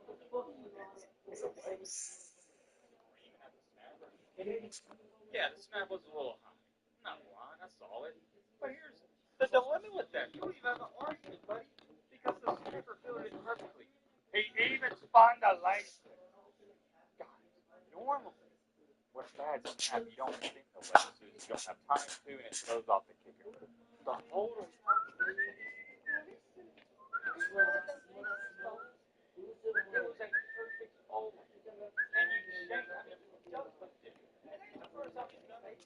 George, he missed that one by 100 yards. You're trash. And you like the ultimate bum and loser when you're screaming at the snap. Take accountability. Say, hey, my bad, guys. I know it wasn't a great snap, but you don't even say that, but in your head, you know what? It wasn't a great snap, but I got to make those. I got to be a little bit better. See, that's the difference from your Connor Thompsons in the world, trash, and your real Rikers. I've never seen a Riker blame anyone but himself. Chapo. I don't want you taking no pictures of nobody. Yeah. Have you noticed in this life, Shut up. they always point the finger at how bugs I am? I wonder why. It's not what you doing because that's what losers do. Zero accountability. That was an awful look. And the more I thought about this game, the more I continue to scratch my head and go, I don't know who. We even in it. And it's because we are talented. We do have potential. But outside the Oklahoma game, guys, we have been playing with fire this entire season. We were due. Outside of Jeremy Bernard, Isaiah Horton, 11 guys, offense has been doo-doo cheeks this year. And Daniel Hill, I thought he was in that good category too. Offense. And I'm hesitant to throw Ty Simpson in that category because he hasn't been consistent. He has those fumbles, they are game changers. We saw it in the Florida State game. Nothing has changed. He is one of the most active athletes. He can read the defense, process it like nobody else. He's going to be a first-round pick. But his bad trait he hasn't gotten much better. He holds on to the ball way too long. And what's sad about it is Ryan Grove, they were talking about it. The commentators told him before the game, you got to throw the ball. You got to throw the ball quick. They're coming. You got to throw it quick. And on that sack, he held on to it way too long, and that's what happens. And I get it. It's easy seeing the man, Katie, he's going to say, throw the ball. You got to get rid of this stuff. You know they're coming. They're looking at you. And I'm done playing. There were some times this season, I think it was 2 times on those fumbles where the running back got crushed, pass protection, and Formby, one of the worst offensive linemen in the nation, just got beat off the ball. But, as a quarterback, you got to be aware. Ty Simpson has the awareness of an armadillo. It's bad, man. Chapo! You want your phone to stay over here when you're in Mexico? Yeah. Both of y'all, keep your hands to each other. Yeah. Yeah. Dude. Chapo. We all know, and I've stated it 4 billion times on the channel, witchcraft in that stadium, it was built on a cemetery. It's going to be the Super Bowl for Auburn. They have nothing to play for. Their goal every year is to beat Alabama. Alabama's goal every year is to play for championships. It's just, there's levels. I mean, you see this comment right here. They can go 0-11 as long as they beat Alabama. They're going to be happy. Of course, they want to rain on Alabama's parade. I'm not going to make this a preview or prediction video. But if Alabama does what they don't even got to play great, just limit the time. I simply cannot fumble the ball that deep. If Ryan Williams can make routine catches, I know the defense is going to do that. Listen, both of y'all. That's why we play the game. Because if Alabama would have did all that stuff I just listed off, they'd beat Oklahoma. They Now wash it up. We'll see. You too, Chapo. When it comes to hiring new head coaches, you rarely see cases scenarios like this where it is an undeniable win-win for both parties, and nobody's going to argue with that. Ladies and gentlemen, boys and girls, hope all of you had a great Monday. Hope all of you have a great start to your week. If not, hope this video can make it a little bit better. Man, oh man, I don't know if some of you noticed, but the MVP sweatshop is in full effect. 3 videos, 1 day. I think he should. I don't know. Breaking news, it is no longer like, if y'all don't see him in the morning, I probably won't see him until Wednesday. Friday night, I heard some rumors and reports going on. Didn't make a video. Why? I wanted to see some more developments go on. Well, those developments have happened. They have transpired. The breaking news has been announced that James Franklin, yes, the former head coach of the sorry-sucking and irrelevant Penn State Nittany Lions, has just been hired as the new head coach for the Bob Tech, a.k.a. Virginia Tech.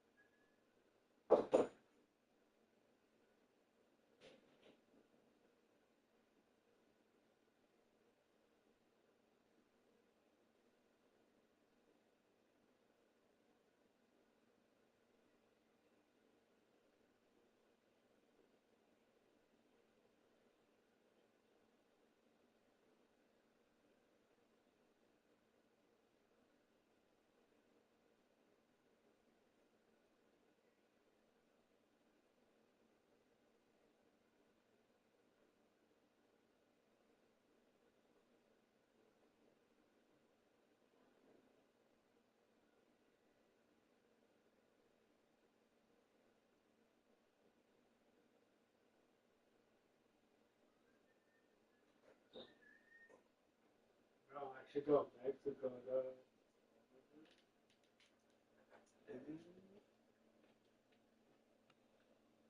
Okay, Hokies, pipe it up. Pipe it up to James Franklin. Pipe it up to the Hokies. We got a lot to talk about here, a lot to unpack.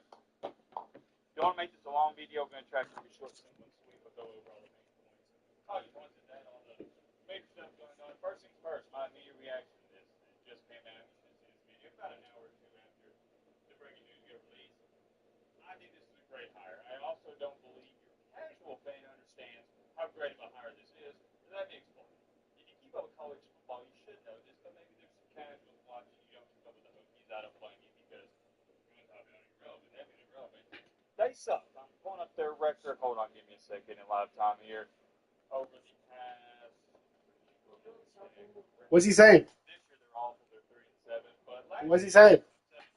7-6. Huh? 22, 3-8. 2021. 6-7. 2020. 5-6. What are you saying, Chapo? 6-7. You get the point. One more shit that folks stay with me when we go to Mexico.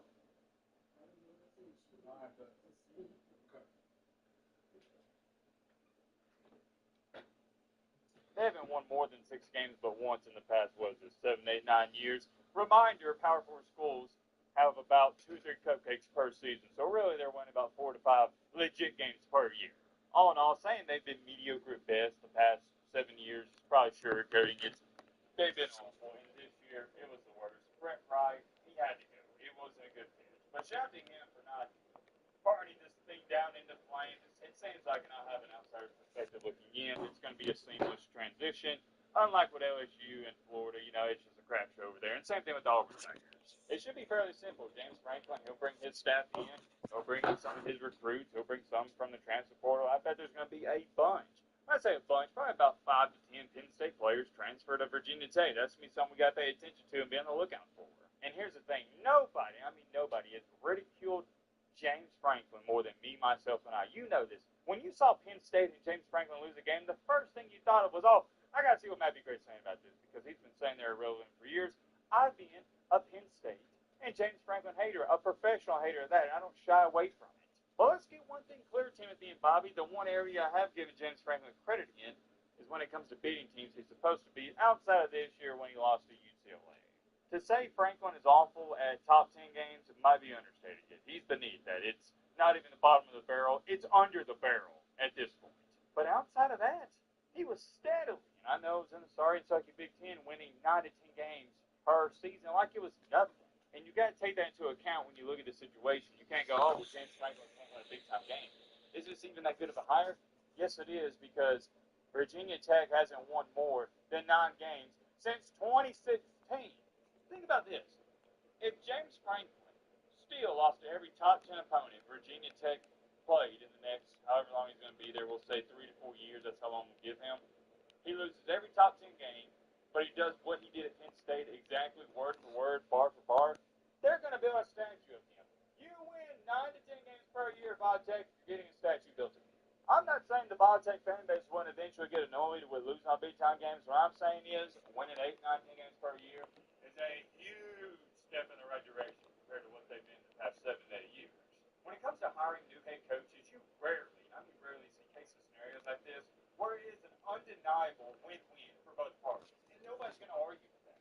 From Virginia Tech's standpoint, you just got what I'm going to label as a good head coach, and your program is pretty much in the dumps right now. So you'll take that. Actually, that's interesting. You'll more than take it. You appreciate it. You're grateful for it. On the other side of it for James Franklin, here's why I love the move for him. Because he was on a big stage at what I'm going to consider not a prominent program, but a decent one, with an outstanding fan base. But they don't have the championship level expectations that you had at Penn State.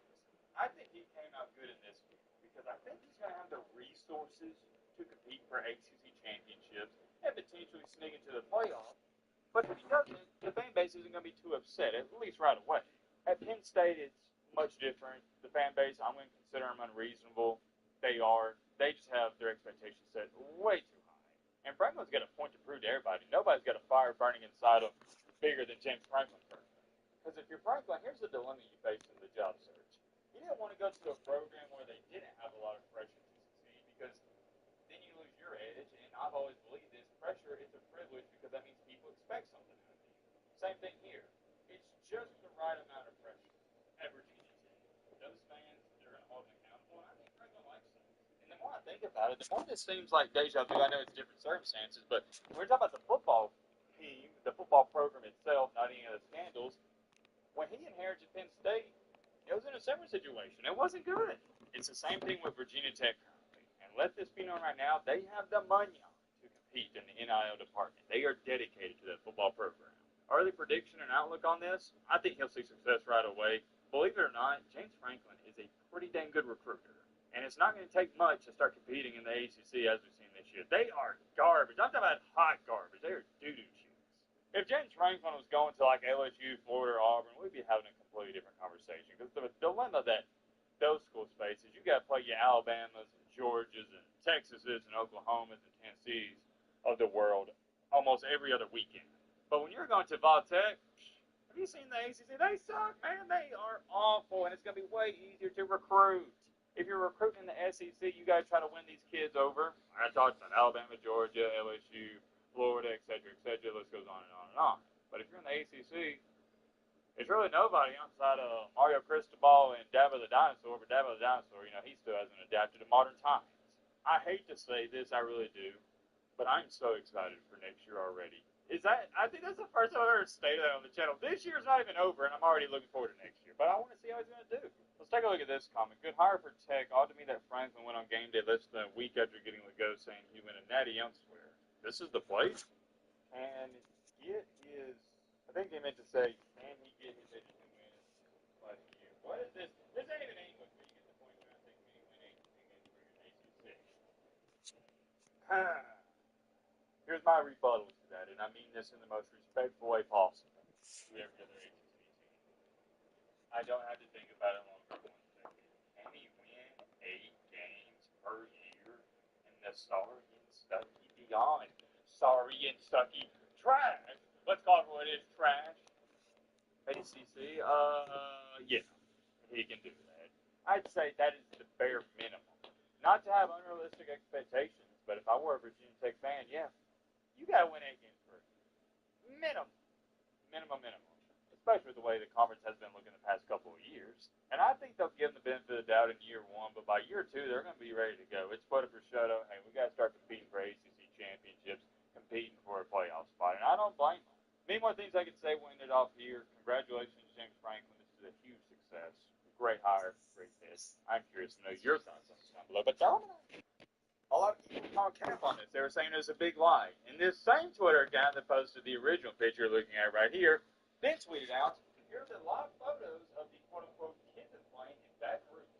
I've never covered a situation quite like this, where you have a team telling their head coach, who is in poised in prime position to make a college football playoff, or the postseason, whatever you want to call it, that if you don't tell us whether or not you're going to leave and take our job before our rivalry game, then there's going to be some repercussions.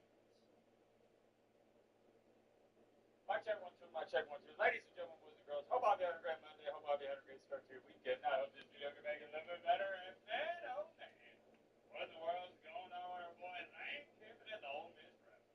I'm here to tell you right now, partner, I'm going to get you a snack pop for this video because it is going to be very interesting to say the least. And it get overwhelming, so you better pay attention to every single second of this video.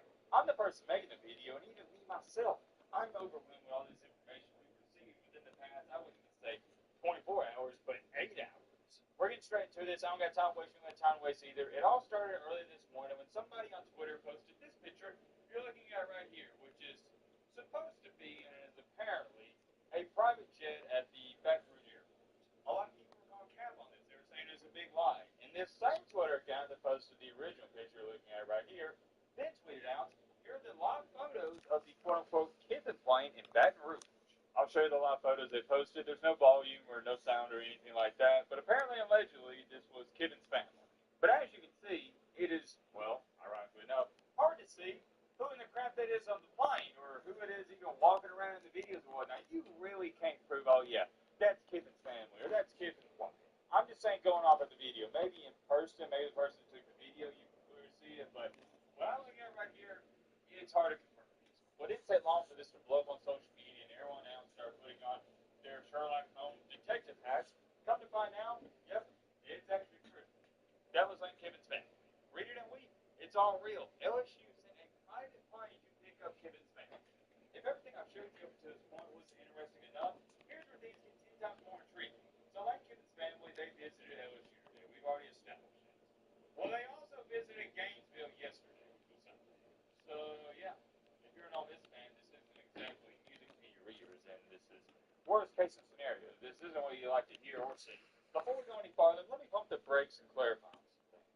This is just like Kiffin's family visiting. None of this is set in stone. Nothing's confirmed. Nothing's locked. Oh yeah, Kiffin is for sure leaving Ole Miss and he's going to Florida LSU. No, it's not any of that. As where it says right now, it is simply nothing more and nothing less than they are looking elsewhere and they're weighing their options. Rightfully so. Let me give you a great example so people like me and you can relate to this. It is very similar to when a 4 or 5 star recruit is already committed to a school, but he's still visiting other schools. For example, remember that 5-star quarterback commit that was committed to Georgia and he wound up visiting Vanderbilt when game day was there and he didn't flip or anything? Why do recruits do this? Why do you visit Vanderbilt or LSU if you're already committed to Alabama or Georgia? Because it's part of the experience. Why not go? That's the mentality they have. That could be what's going on here as well. I'm trying to play devil's advocate. When these recruits visit Alabama, Georgia, LSU, Florida, you do understand and realize it's like a mini vacation, and it's a free vacation at that. These recruits are getting VIP passes. They're getting to talk to all the players, getting all the food they could want. They're sitting in box suites. They're on the field, on the sidelines. Why wouldn't you do it? Same thing here. Well, let's continue along, shall we? So Ole Miss has now taken the ball to Lane Kiffin and said, hey, we want some clarity on as to what's going on here, and we need you to tell us by the Egg Bowl whether or not you're going to stay with us. Yes, that is right. You heard me correctly. Ole Miss is threatening Lane Kiffin to make a decision, and if he does make a decision, they may not allow him to coach in the college football playoff. It's getting crazy. Just so there's no confusion here, and you don't think I'm making this up, let me read off correctly from Mr. If Lane Kiffin doesn't meet the deadline, Ole Miss would have to decide if it would allow him to coach in the playoffs, sources told On 3 Sports. If there's no resolution, it will be an agonizing decision for Kiffin and the rest of us. You see it right here. I've never covered a situation quite like this, where you have a team telling their head coach, who is in poised in prime position to make a college football playoff, or the postseason, whatever you want to call it, that if you don't tell us whether or not you're going to leave and take another job before our rivalry game, then there's going to be some repercussions. But here's here's my thing: if you're Ole Miss, do you even have leverage? Because why would you do that to your team program? More importantly, your university. I don't care how you feel about Lane Kiffin entertaining these other jobs. Do you know how mad the fan base would be if you banned your own head coach from coaching in the playoffs? It'd be one of the craziest things ever, and I don't even know how they could or would go through it.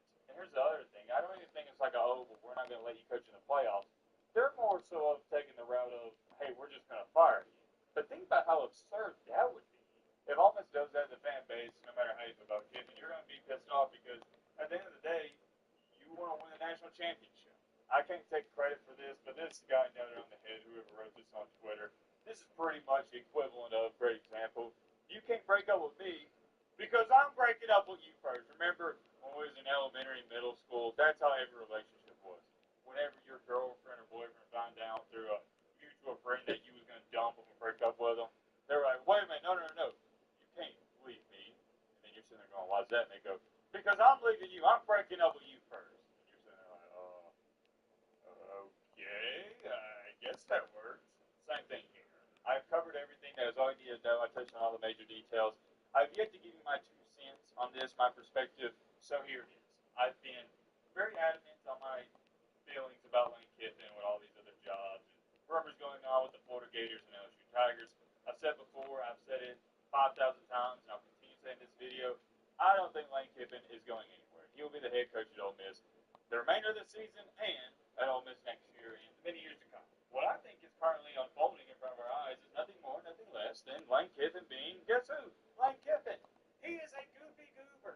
Don't act shocked by this. We've been known how Lane Kiffin acts. This is what he does. So, to me, this is just stereotypical Lane Kiffin behavior.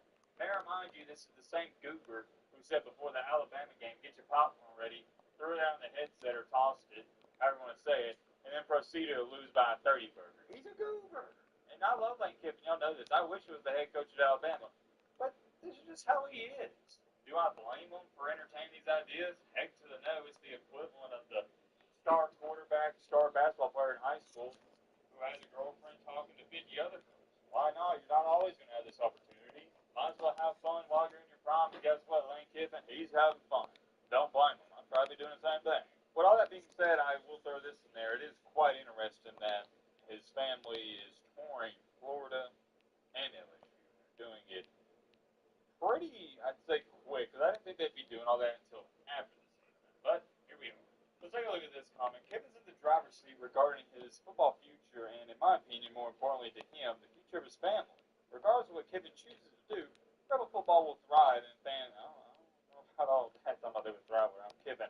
Fans can be grateful for him returning Rebel football to its glory and ultimatums never bode well for the issue. That's my part about all that. I'm trying to, maybe I'm missing something here, but I don't understand Ole Miss giving Lane Kiffin this ultimatum. All right, you got to give us a decision before the Egg Bowl. Like, dude, you have no leverage.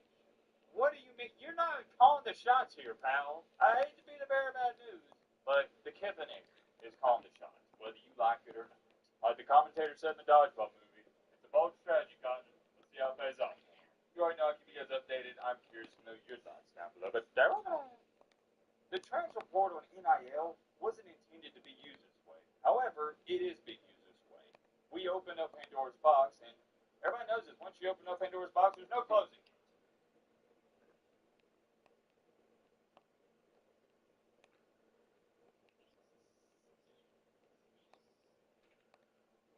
Ladies and gentlemen, boys and girls, hope all of you had a great Tuesday. Hope all of you had a great start to your week. If not, I hope this video can make it a little bit better. And man, oh man, like they say, let the games begin. Or a better way of saying it for this video is let the madness begin. Good googly moogly, what is going on? Normally we don't get all this wild transfer portal news and NIL news until, around December, January, and so on and so on. But we're already getting it in the midst of the season. We haven't even made the playoff yet. I'm not going to complain too much because it makes for the ultimate win-win. We get something to talk about on the channel, and you guys, well, you get something to watch. It gives you some content. We have 2 topics to talk about in today's video. One of those being a minor topic, and that is James Franklin. He's already getting things started at Virginia Tech. He's not wasting any time whatsoever, but the main topic of this video is Arizona State's quarterback, Sam Levitt, and what he's doing. We are also in the push for 400,000 subscribers, so if you're new to the channel or maybe you've been watching and you're just simply not subscribed, consider joining our amazing community. We'd love to have you here. That's enough jibber jabber. Let's get straight into it. I've been following the situation closely. We'll probably make an entirely separate video talking about this in the upcoming days, so be on the lookout for that. But James Franklin, he's already offering players, as you can see right here. After a great phone call with Coach James Franklin, I'm grateful and thankful to receive an offer from Virginia Tech. Now I know what you're sitting there saying, okay, Matty boy, why is this important? It's because this guy you're looking at right here, he was going to go to Penn State.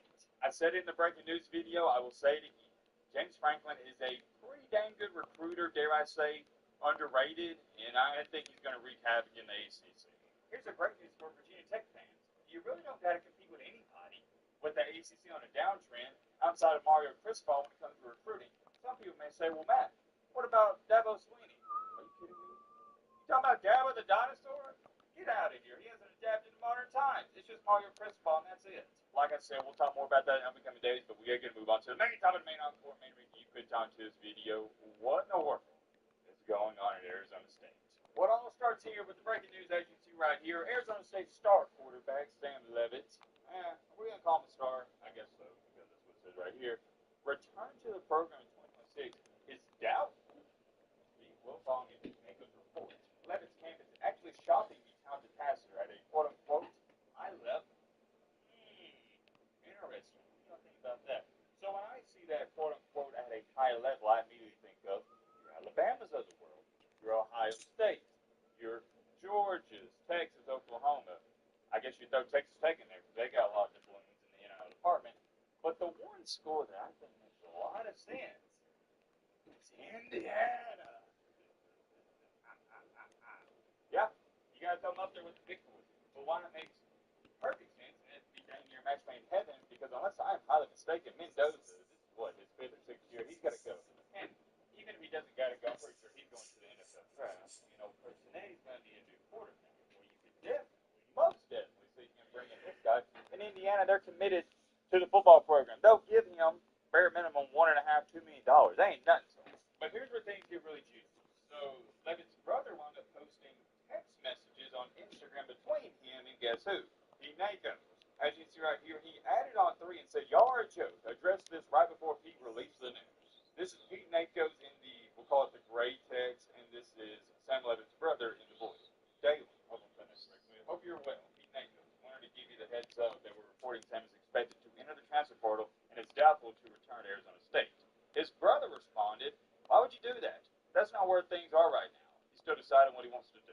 Now, I got to keep it a Fortnite V-Buck with you. I don't think this turned out the way his brother thought it was going to turn out, because this looks like it's actually validating Pete Nako's report. You see right here, his camp is actually shopping the talented passer at a high level. You notice in the blue text that, I mean, it goes hand in hand. He didn't deny it. It'd be different if he said, why would you do that? Why would you report that? He's staying at Arizona State, but he didn't say that. He said, no, that's not where things are right now. No. He's still up in the air on what he wants to do. Pretty much insinuating that, yeah, he is exploring his options. So I don't know why he posted this on Instagram, because, like I said, it's just making the on-through report look right. Let's see what some people are saying. I'm so tired of this nonsense, LMAO. Everything Izzo has said about the portal has been 100% spot on. I don't have an issue with players transferring up from smaller schools to make money and play on the biggest stage, but a guy like Levitt transfers to Arizona State and takes him to a playoff. His camp, quote-unquote, is now shopping him. It's professional sports with no rules and every player being an unrestricted free agent every season. It's a joke. For the majority of these kids, there's no connection to the school at all. They're there to cash a check, and that's all that matters. To say this guy hit it on the head might be understating it. He's 110% spot on, and I agree with him. But I'm not going to go on a major tangent and just lose my mind, because at this point in time, I'm used to it. I'm accustomed to it, and yeah, I am tired of it. The transfer portal in NIL wasn't intended to be used this way. However, it is being used this way. We opened up Pandora's box, and everybody knows this. Once you open up Pandora's box, there's no closing it. Will there ever be rules and regulations? I don't know. But here's what I don't like. To piggyback off of, who wrote this? Andrew on Twitter. Shout out to Andrew. I don't like when you got a guy at a Power 5 school, great position, who is already starting, that is going to leave to go elsewhere. If you are a backup quarterback and you're transferring, I get it. I'm in favor of that, because you want to play football. But here's my dilemma with this. Sam Levitt is a starting quarterback. He's already playing football. I don't like your finesse checks. I feel like the portal was implemented so players that were second and third stringers at Alabama, Georgia, wherever, that were lied to from the previous coaching staff or the current coaching staff about how much they were going to play, they could up and leave and they could have a little bit of power. That is what it was intended for. We wanted the players to have some leverage, some power, but not this much. They have all the leverage and power now. The coaches have none. If you're the head coach of Arizona State, you can't tell them, oh, screw you, F off. No, because whether you want to admit this or not, or like it or not, you need him. He's your best option. So if you're doing him, it's not like kind of no, you're just left out to dry. You're undecided. He's hoping that he chooses you to go to prom with.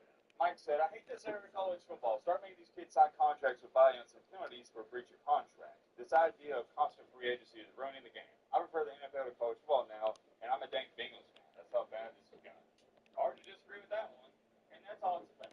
You gotta have some contracts done in there. Sam Levitt wants to leave Arizona State. That's fine, but you're going to have to face a penalty. You're going to have to face some repercussions. As where it stands right now, these players can collect a check from Texas and just have them leave next year, and there's nothing you can say or do about it. I got to divert back to this anytime I talk about this game. What have I always said?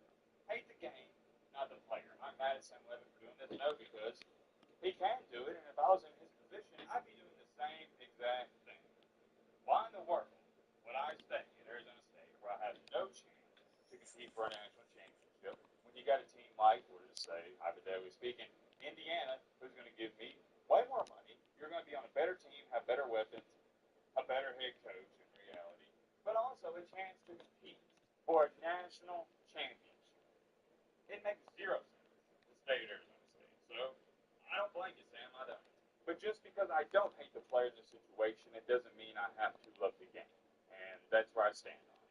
Not going to sit up here and brag too much because, like we said, it is what it is. This is college football in the Big 2025, like it or not. Many more things I could say. I'm curious. I know your thoughts down below. But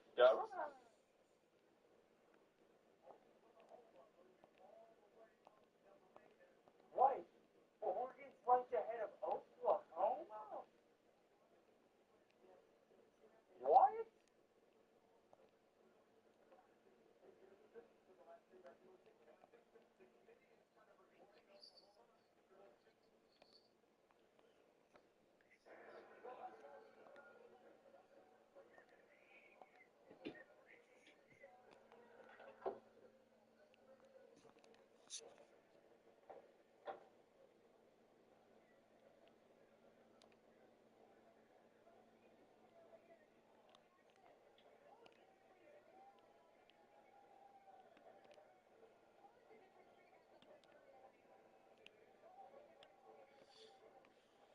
hold on, let me turn this down.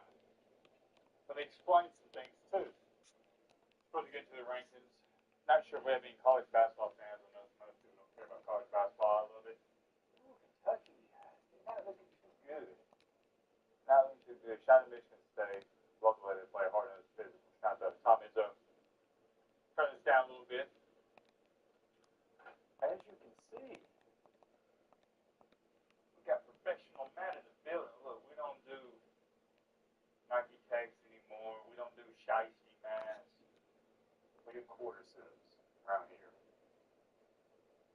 Monsters. Costumes. Alright.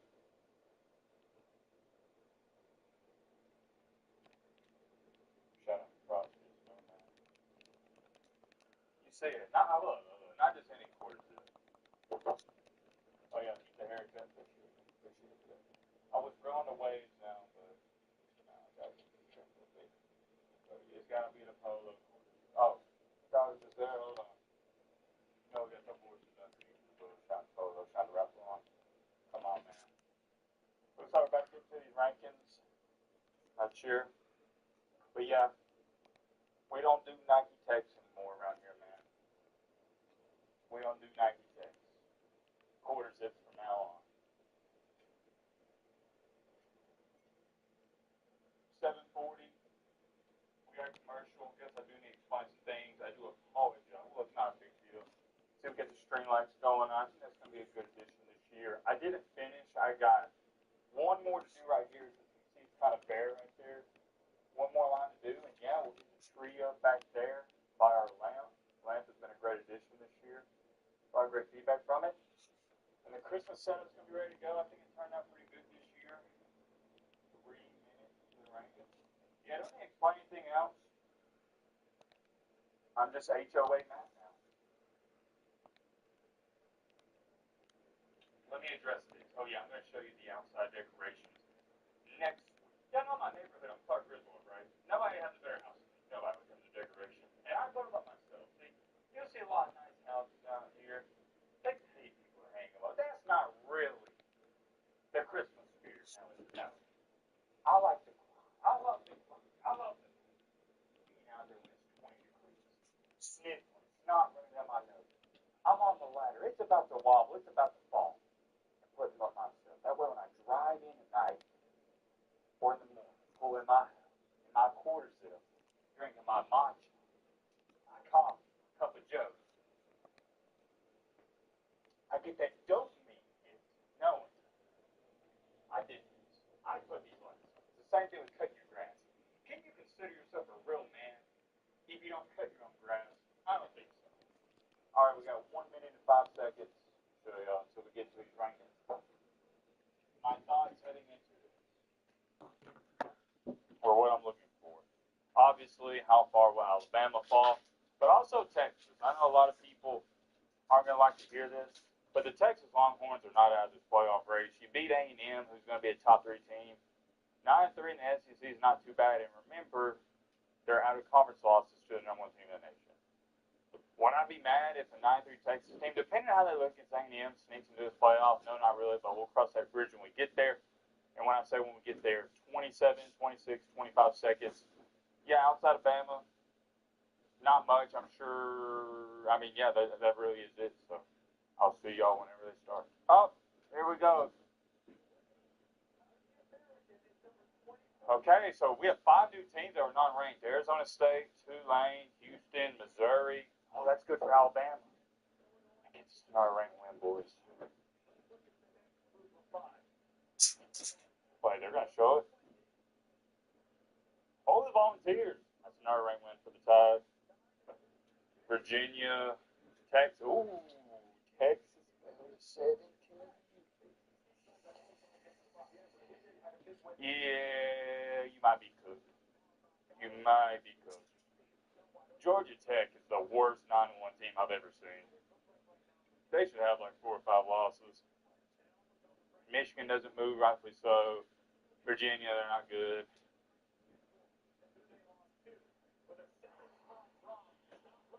Yeah. Even if you beat A&M Texas, you're not getting in. You're not getting in. Because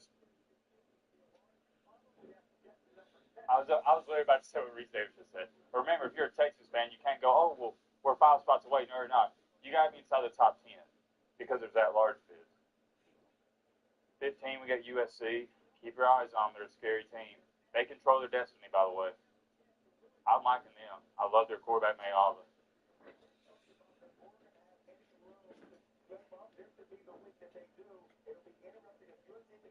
Nah, if Oregon loses, they're banned. Oregon can't get in with 2 losses. Not in that conference. The nerds, Vanderbilt.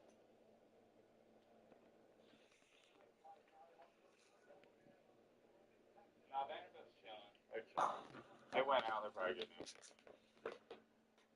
Miami. Does that really matter? I don't really think so. I feel like Miami controls their own destiny, so they'll be fine.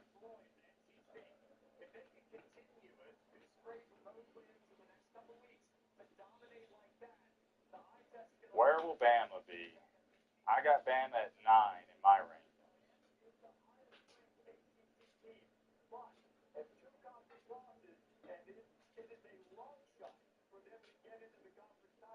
Oh, wow, Miami's not even getting to the conference game. I forgot about that. Utah. That's where I got them. I believe I got Utah 12. And then BYU at 11, something like that. Oh, wow, yeah. Shout out to the nerds. They got that right. Nothing to say right now. I agree with all this up to this point.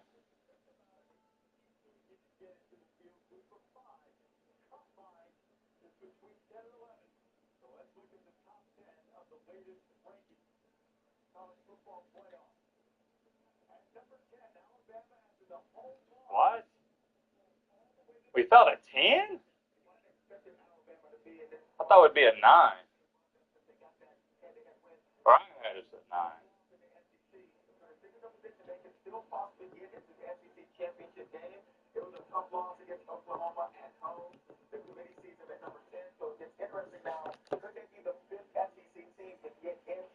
What does that mean, though? So Notre Dame should be at 9, right? Correct? Wait, why is Oregon ranked ahead of us? Whoa. Oregon's ahead of Alabama and Notre Dame? Nah, this ain't right. This ain't right. It's awful. I mean, you do got an argument for saying why is Notre Dame ranked ahead of Bama, but I'm not too opposed to it. I think Notre Dame should be ranked ahead of Bama. I think Notre Dame's a better overall team. But Bama does have a better resume.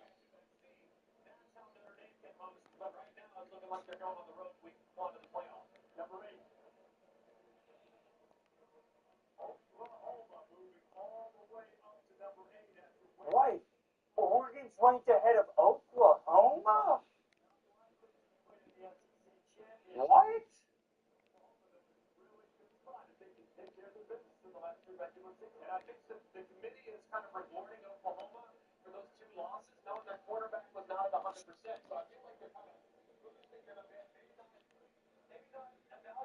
What?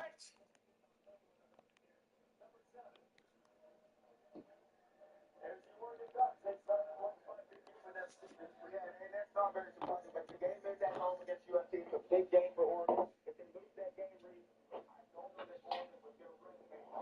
what have they done? What has Oregon done? That's a great point. Because if you lose another home game, you just don't have a lot in terms of wins. Really good football team. Really good game for the Ducks on Saturday against the Trojans. Number 6. What has Oregon done? Ole Miss at 6. Congrats. I got Ole Miss ahead of Tech, but it's fine. I guess Tech's at 5. What has Oregon done? Nothing. The best thing on their resume is they lost to Indiana by 10. They beat sorry and sucky. I don't even think Oregon has a right win. I can't get over this. I'm so flabbergasted. What has Oregon done? How is Oregon ranked ahead of Oklahoma? Oklahoma just went in a 5-minute state and beat the top 5 team. Oh my gosh. Strength of schedule means nothing with the nerds, and you can't tell me I'm wrong. Look at the Notre Dame and Alabama thing. Although I think Notre Dame's a better team, Alabama's got a way better resume than Notre Dame, and they both have 2 losses. Georgia's at 4. I think Georgia should be ahead of A&M, but it is what it is.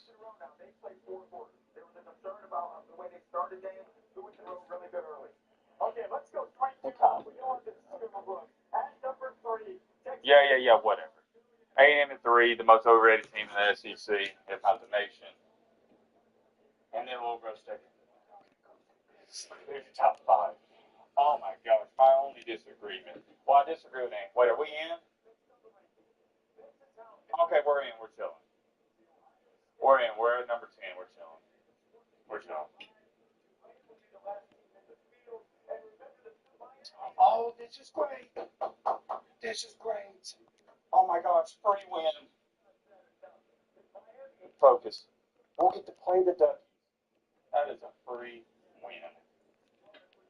Oh my gosh, hold on, I just saw this too. Then we get to play Indiana. Please. Please give me this outcome. Oh my goodness. Please.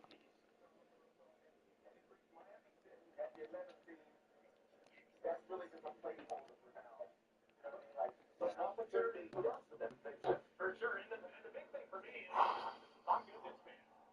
A close loss minus spots. So the precedent now with what they just did to Alabama, if you're Oregon, if you're a team that... Yeah, how does Alabama drop 6 spots after losing by 2 to a top 8 team? Make it make sense. It doesn't make sense. You got nerds making these rankings.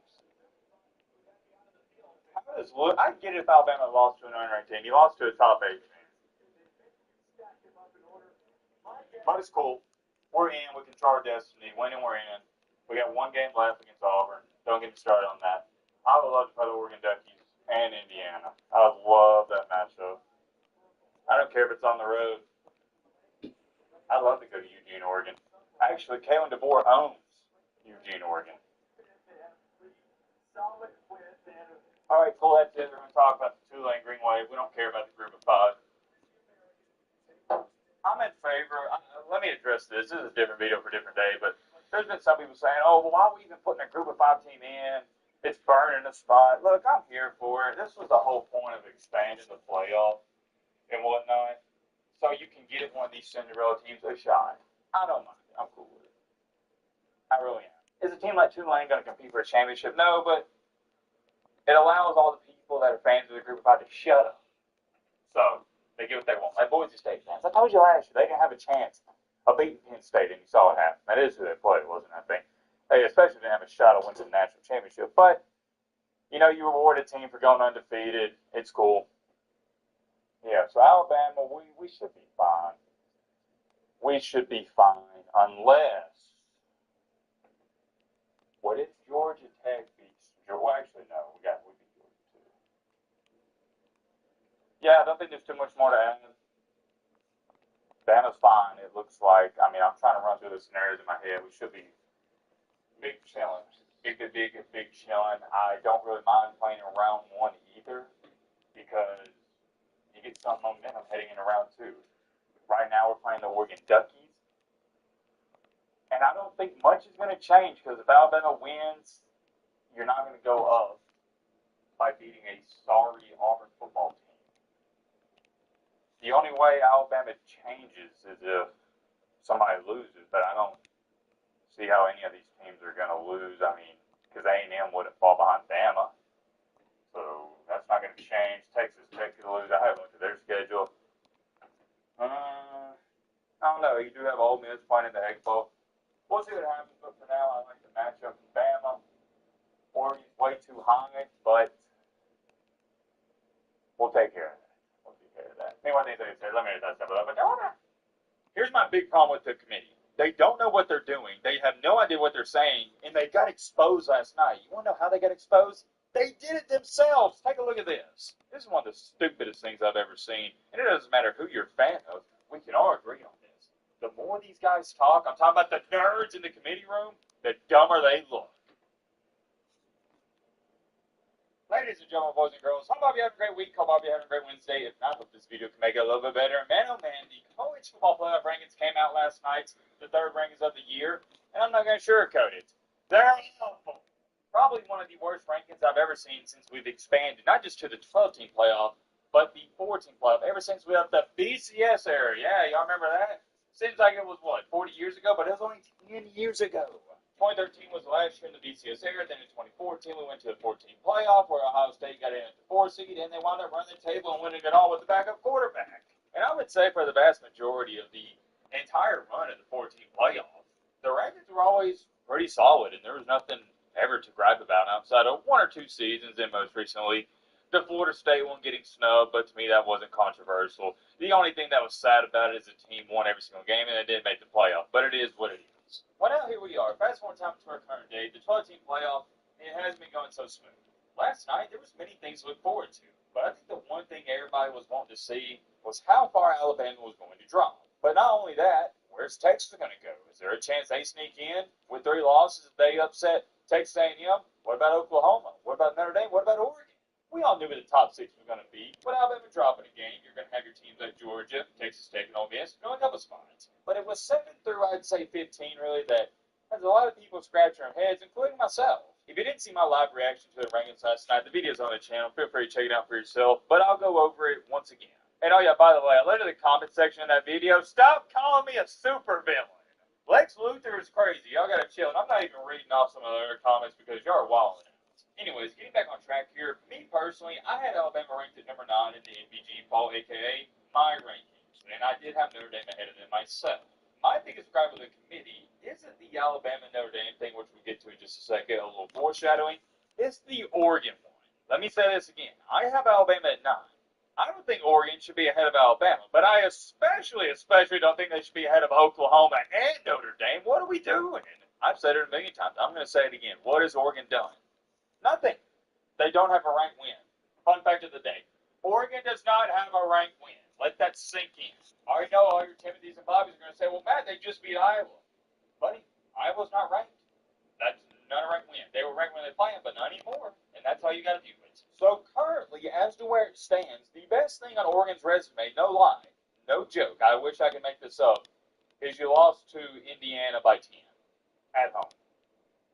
That's the best thing on your resume. A double-digit loss. I want you to listen to this. I want to quote tweet this. I'm reading off word for word. College football playoff chair Hunter Yurachek said that Oregon is still getting credit for beating Penn State, even though the Nittany Lions fell off after that game. What? Whoa.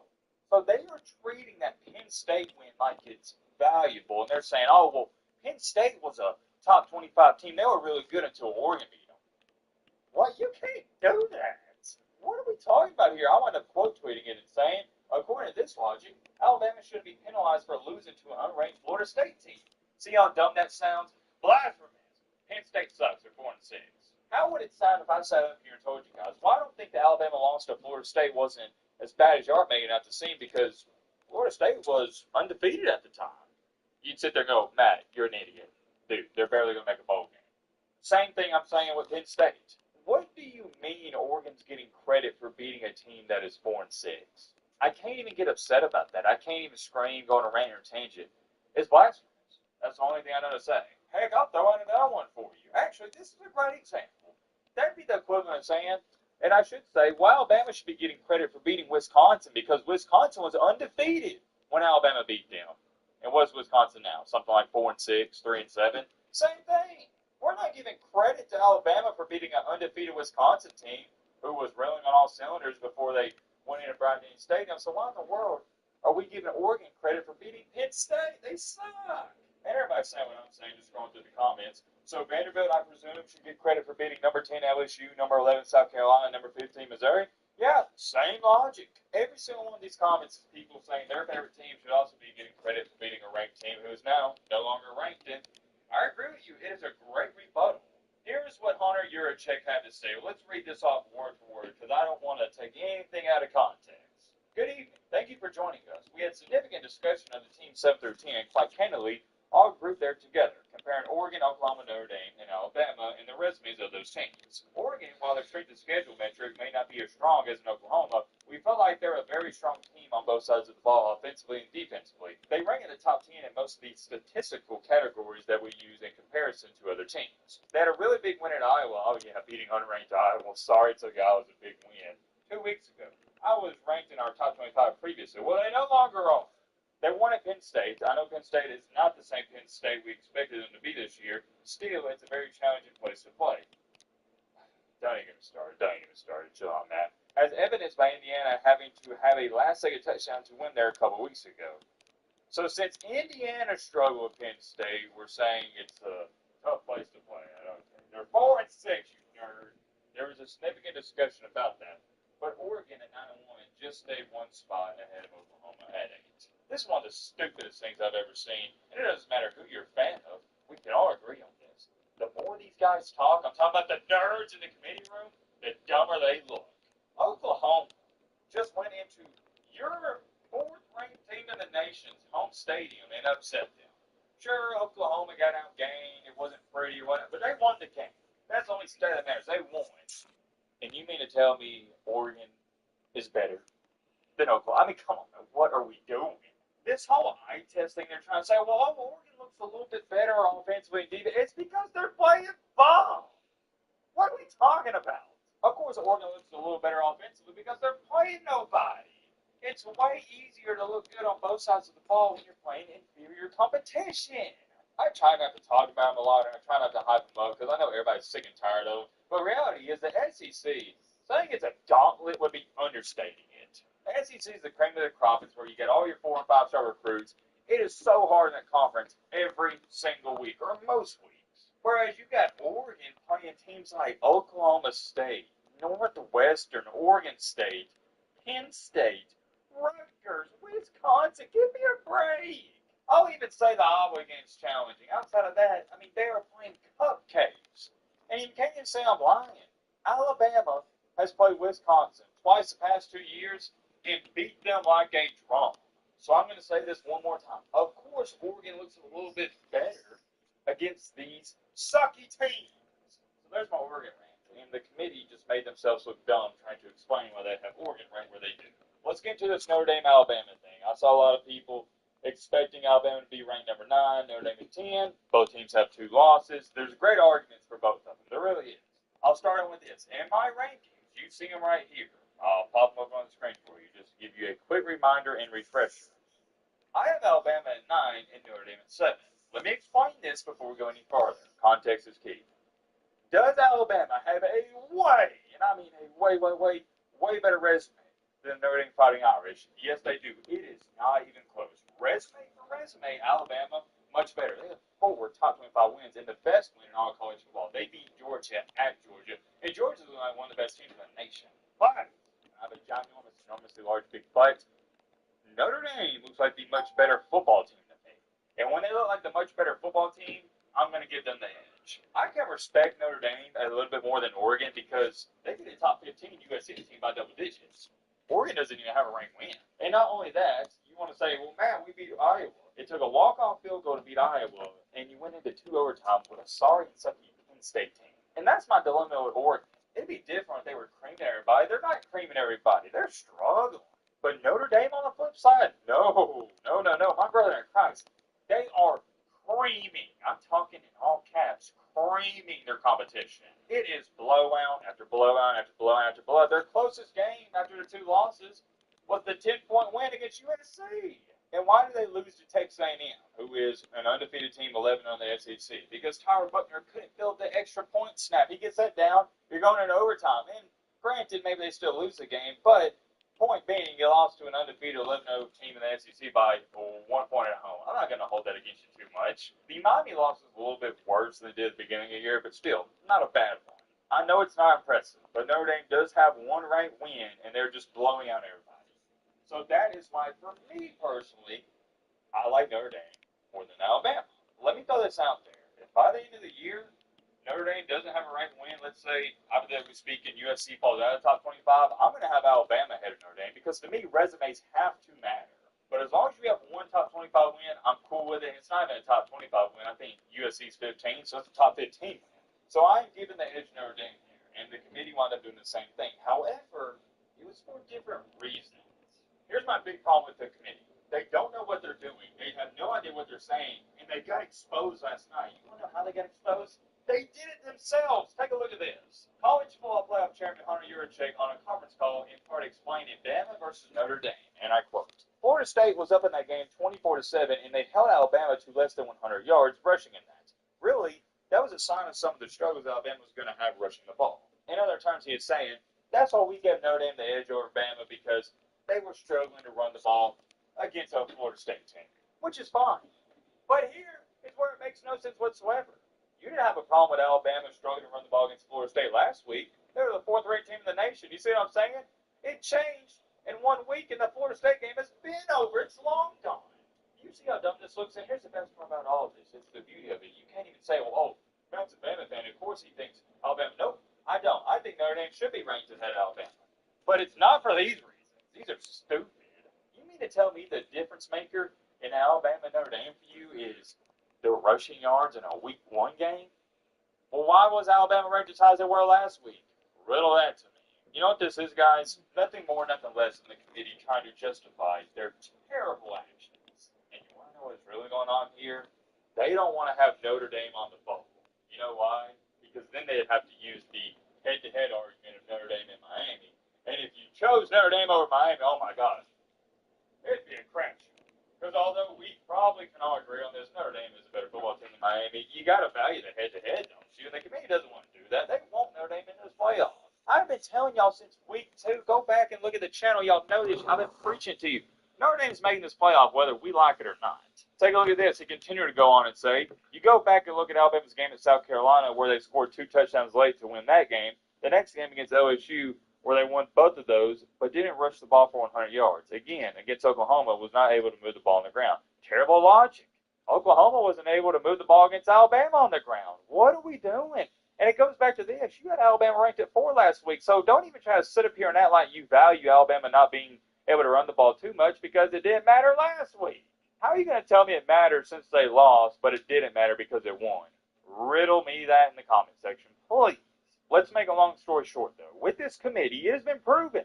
They don't give a crap about your strength of schedule. They don't even care who you beat. It's all about who you lost to. There was no point, I mean absolutely no point, of scheduling great teams in non-conference play. Why would you do that? It's just going to hurt you. It's not going to help you. The committee showed it last year, and they're showing it this year. Having a good win doesn't amount to a hill of beans. Just don't lose. They care about records more than strength of record and everything else. Alabama has 4 ranked wins, and the committee is going, yeah, but you still can't run the ball, though. Sorry, I'm almost appalled. I can't even believe that is reality, but it is. Yeah, they're struggling to run the ball. They didn't get 100 rushing yards against us. Buddy, nobody's getting 100 rushing yards against Oklahoma. And also, Oklahoma didn't even get more rushing yards than Alabama in that game. Here's the last thing I'll say before we end this video. I'll give you the Bama fan ending for just a second. You've been hearing the analyst, here's the Bama fan. As long as we get in, I really don't care. And you see this playoff bracket right here, I pray to God. I tweeted it out. Alabama gets this now. I would love to play one, just so we can prove how overrated that team is. I hope it happens, man. I hope it happens. Many more things I can say when we're up here. Let me know your thoughts down below. But there are. And the reality is, people worried about, well, is he going to have favorites? Yes, I am going to have favorites. I know he's got a lot of haters, but James Franklin is showing that they can do something special here at Virginia Tech. Ladies and gentlemen, boys and girls, hope I'll be having a great Wednesday. Hope I'll be having a great week. If not, hope this video can make it a little bit better. And man, oh man, we have not one but 2 topics to get into. One that's including Shane Beamer is back in the news for something he said. You're not going to miss that. But the main topic and focal point of this video is going to be the man, the myth, the legend himself, James Franklin. When I tell you this man isn't wasting any, and I mean any time whatsoever, I mean it. He's getting straight to work, and I love it. I'm a huge fan of this. I've been harping on it since day one. I think this is a match made in heaven. It's the ultimate win-win. It's a win for James Franklin, and it is most certainly a win for Virginia Tech. Can he revive this program? Will he do it? We're going to talk all about that. We got a jam-packed video to say at least. Get you a snack, get your popcorn, get your favorite like you can watch a video. I don't got time wasting the time wasting. We're jumping straight to it. The first topic we're going to be discussing is Shane Beamer. I couldn't let it slide. It can't go unnoticed. I can't believe he said this. I don't know what he was thinking. And here's the thing in life. This is business 101. But you especially don't want to do this as a head coach. Never. I mean, never, under any circumstance, overpromise and underdeliver.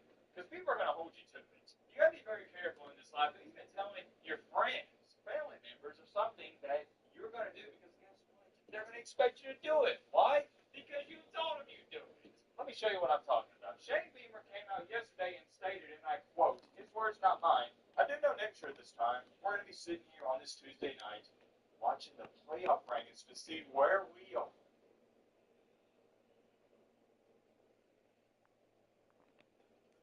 No, your video's not muted. I'm just dumbfounded. I knew what this said before I got into this video. I saved it, and I'm still flabbergasted. Shane Beamer, are you serious, my brother? What are you talking about? That's some bold words coming from a head coach who just blew a 30-point lead in the third quarter, or 27-point lead to be exact, but who's counting? And the head coach of a team who is currently, I know you're in the SEC, the gauntlet, it's a tough schedule, but you're 3-7, my guy. 3-7. When you blow a 30-point lead, I can't even point at the players. I got to point at the head coach. It's your fault. It's your fault your team crumbled like a cookie. And you get the nerve to get up here and say, oh, yeah, by this time next year, we're going to be watching the playoff rankings to see where we are. Insinuating and telling your fan base that we're going to make the playoffs or we're going to have a good shot of that. This is the perfect meme I'm popping up on the screen. Does he know? Does he know? I guess he doesn't. Do y'all want to tell him, or do you want me to? I'm asking you a question. Do you want to tell Shane Beamer? Or do you want me to? You're not making the playoffs. You're not even sniffing. I feel like we let South Carolina off the hook, because what was the storyline of the Texas A&M coming at? Hey, you know, a team that is going to make the playoffs. Coming back, it was great, and I'll continue to pop it up for them, even though I think A&M is overrated. Don't even start on that.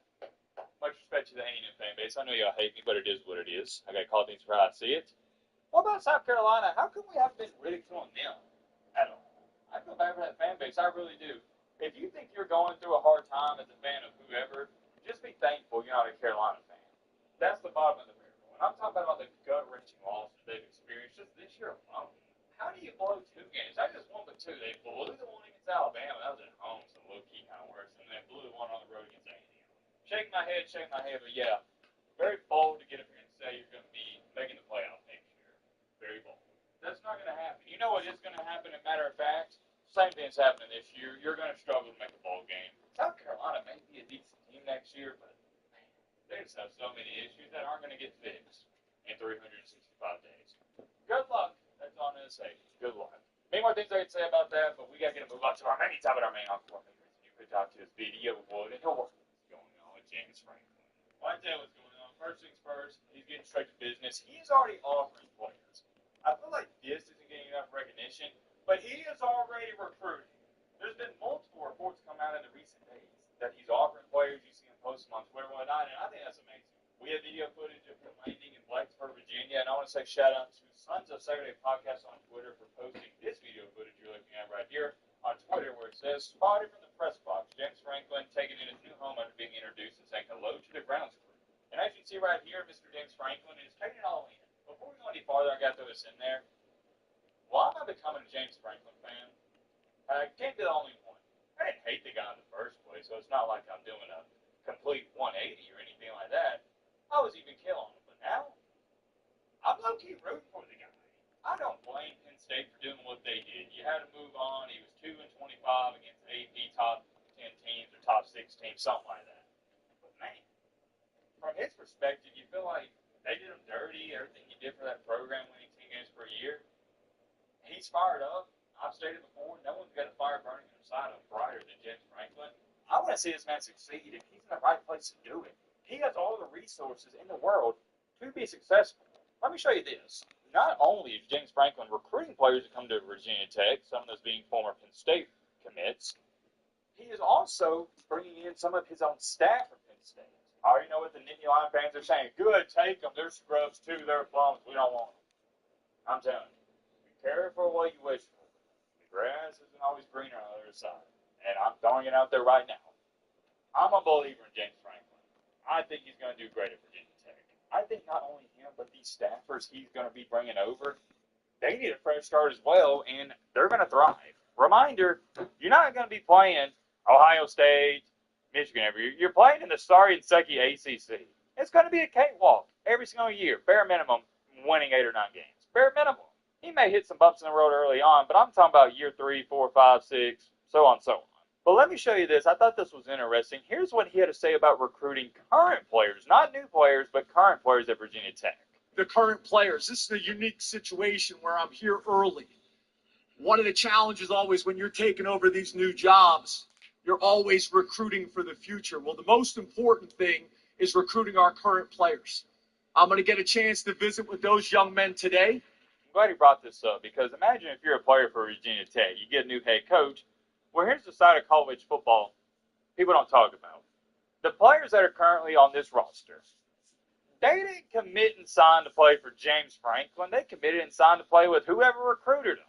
So now those players are left in a bad predicament themselves because imagine you're a starter. You're like, well, I was starting for Brent Pry, in this case an example, but I don't know, is James Franklin going to like me? If he doesn't like me, I may lose my job. I don't want to say you'd be stupid, but if you are a current player and you're not debating about entering the portal or leaving, if you're not a for sure starter or whatnot, that's kind of dumb on your part because you don't know if you're going to like James Franklin and vice versa. You don't know if James Franklin is going to like you. But let's continue along. I think a lot of times the current team is worried about the new coach coming in and wanting his own players. The day I signed the contract to be the head coach at Virginia Tech, They're all my players. That is the current team, and that is the players that we're going to bring in for competition. And the reality is people worry about, well, is he going to have favorites? Yes, I am going to have favorites. My favorites are high production and low maintenance players, coaches, and staff. That's great. And I love how he was trying to be a little funny at the end, but also being serious. Yeah, you are going to have some favorites. But at the same time, he is reassuring the current players, look, we're acting like I recruited you, and you're a member of this team, and we're not going to push you to go elsewhere. You see that happen in other places, cough, cough, Colorado, when Coach Prime, I mean, y'all remember that whole situation when he went to Colorado before he even got there, said, hey, I'm bringing my own Louis luggage, insinuating he's bringing his own players in. He pretty much kicked out the current players in Colorado. I ain't hating on Coach Prime. I got much love for that family. It's all respect. They know that. But that's what happened. He kicked out the players. So from that standpoint, it is pretty cool to see Franklin is welcoming all the current players to stay. From everything I've seen up to this point, Franklin, he's a stand-up guy. I think he's going to be true to his word on that. I hope this doesn't come off as me being ungrateful, but I'm looking forward to next year already. Is that crazy to say, considering the regular season is not even over? We haven't got to the playoff stuff. Maybe it is, but I hope some of you can relate. I just can't wait to see what James Franklin does at Virginia Tech. The way he has handled this from start to finish, he has looked like the good guy in every conversation, every interview he's done up until this point. Who's looked like the bad guy?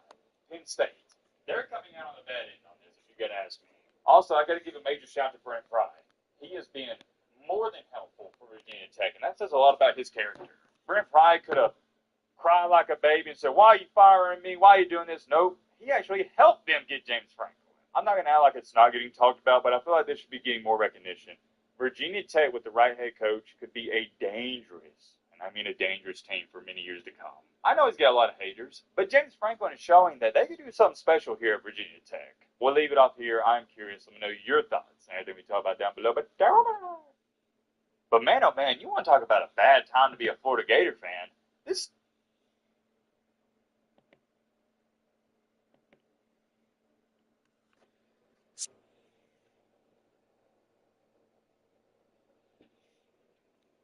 Ladies and gentlemen, boys and girls, hope you have a great Thursday. Hope you have a great week. If not, hope this video can make it a little bit better. And man, oh man, we have not one, not two, but three huge topics to get into in today's video. One of those being Michigan is already talking about considering going independent. Yes, that's right, you heard me correctly. They may leave the Big Ten. The fact that this is being talked about and mentioned is mind-blowing to me, and also think it's a game changer. But you got to give Michigan some credit because they're taking notice of what Notre Dame's doing. They're like, hey, we might as well do the same thing. That's the easiest path to a 12-team playoff. Can't wait to get into that. Our second topic is the Auburn Tigers. Yes, the sorry and filthy Auburn Tigers have named a new quarterback. Does this spell out bad news for Alabama? Because this new guy that's going to be starting for them is a former 5-star recruit. There's a piece to this Auburn quarterback situation that's not getting talked about enough, so I'm going to explain that. And last but not least, what I'm going to label as the main topic is we got an update and a crazy one at that involving the Florida Gators. 3 topics, 1 video. Who says no to that? By the way, we are on the push. We're on the grind for 400,000 subscribers. So if you're new to the channel, or hey, maybe you simply been watching, you're not subscribed, consider hitting that subscribe button. It's right beside the channel name. You should see it somewhere on your screen. It would help us out tremendously and also help us get a little bit closer to our goal. 3 topics, 1 video. Who says no to that? I don't got time wasting. We got time waste here. Let's get straight into it. First things first, we got to talk about this Michigan news that came across my desk yesterday, and I'm going to read this off word for word. University of Michigan Regent Jordan Acker said the Wolverines, and I quote, would consider going independent when the current media rights deal expires in 2036 if the Big Ten agrees to receive a private capital investment without a unanimous approval. Now, I'm not going to be talking about this too much due to the reason. They're talking about this happening in 2036.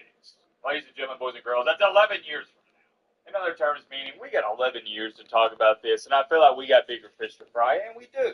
But, and I have a ginormous, large, big butt, I did find this intriguing. We don't know all the details of this. We don't know how it would work. We don't even know if it would work. However, you do got to get the sense and vibes that these other teams are taking notice of what Notre Dame's doing. They're going, wait a minute.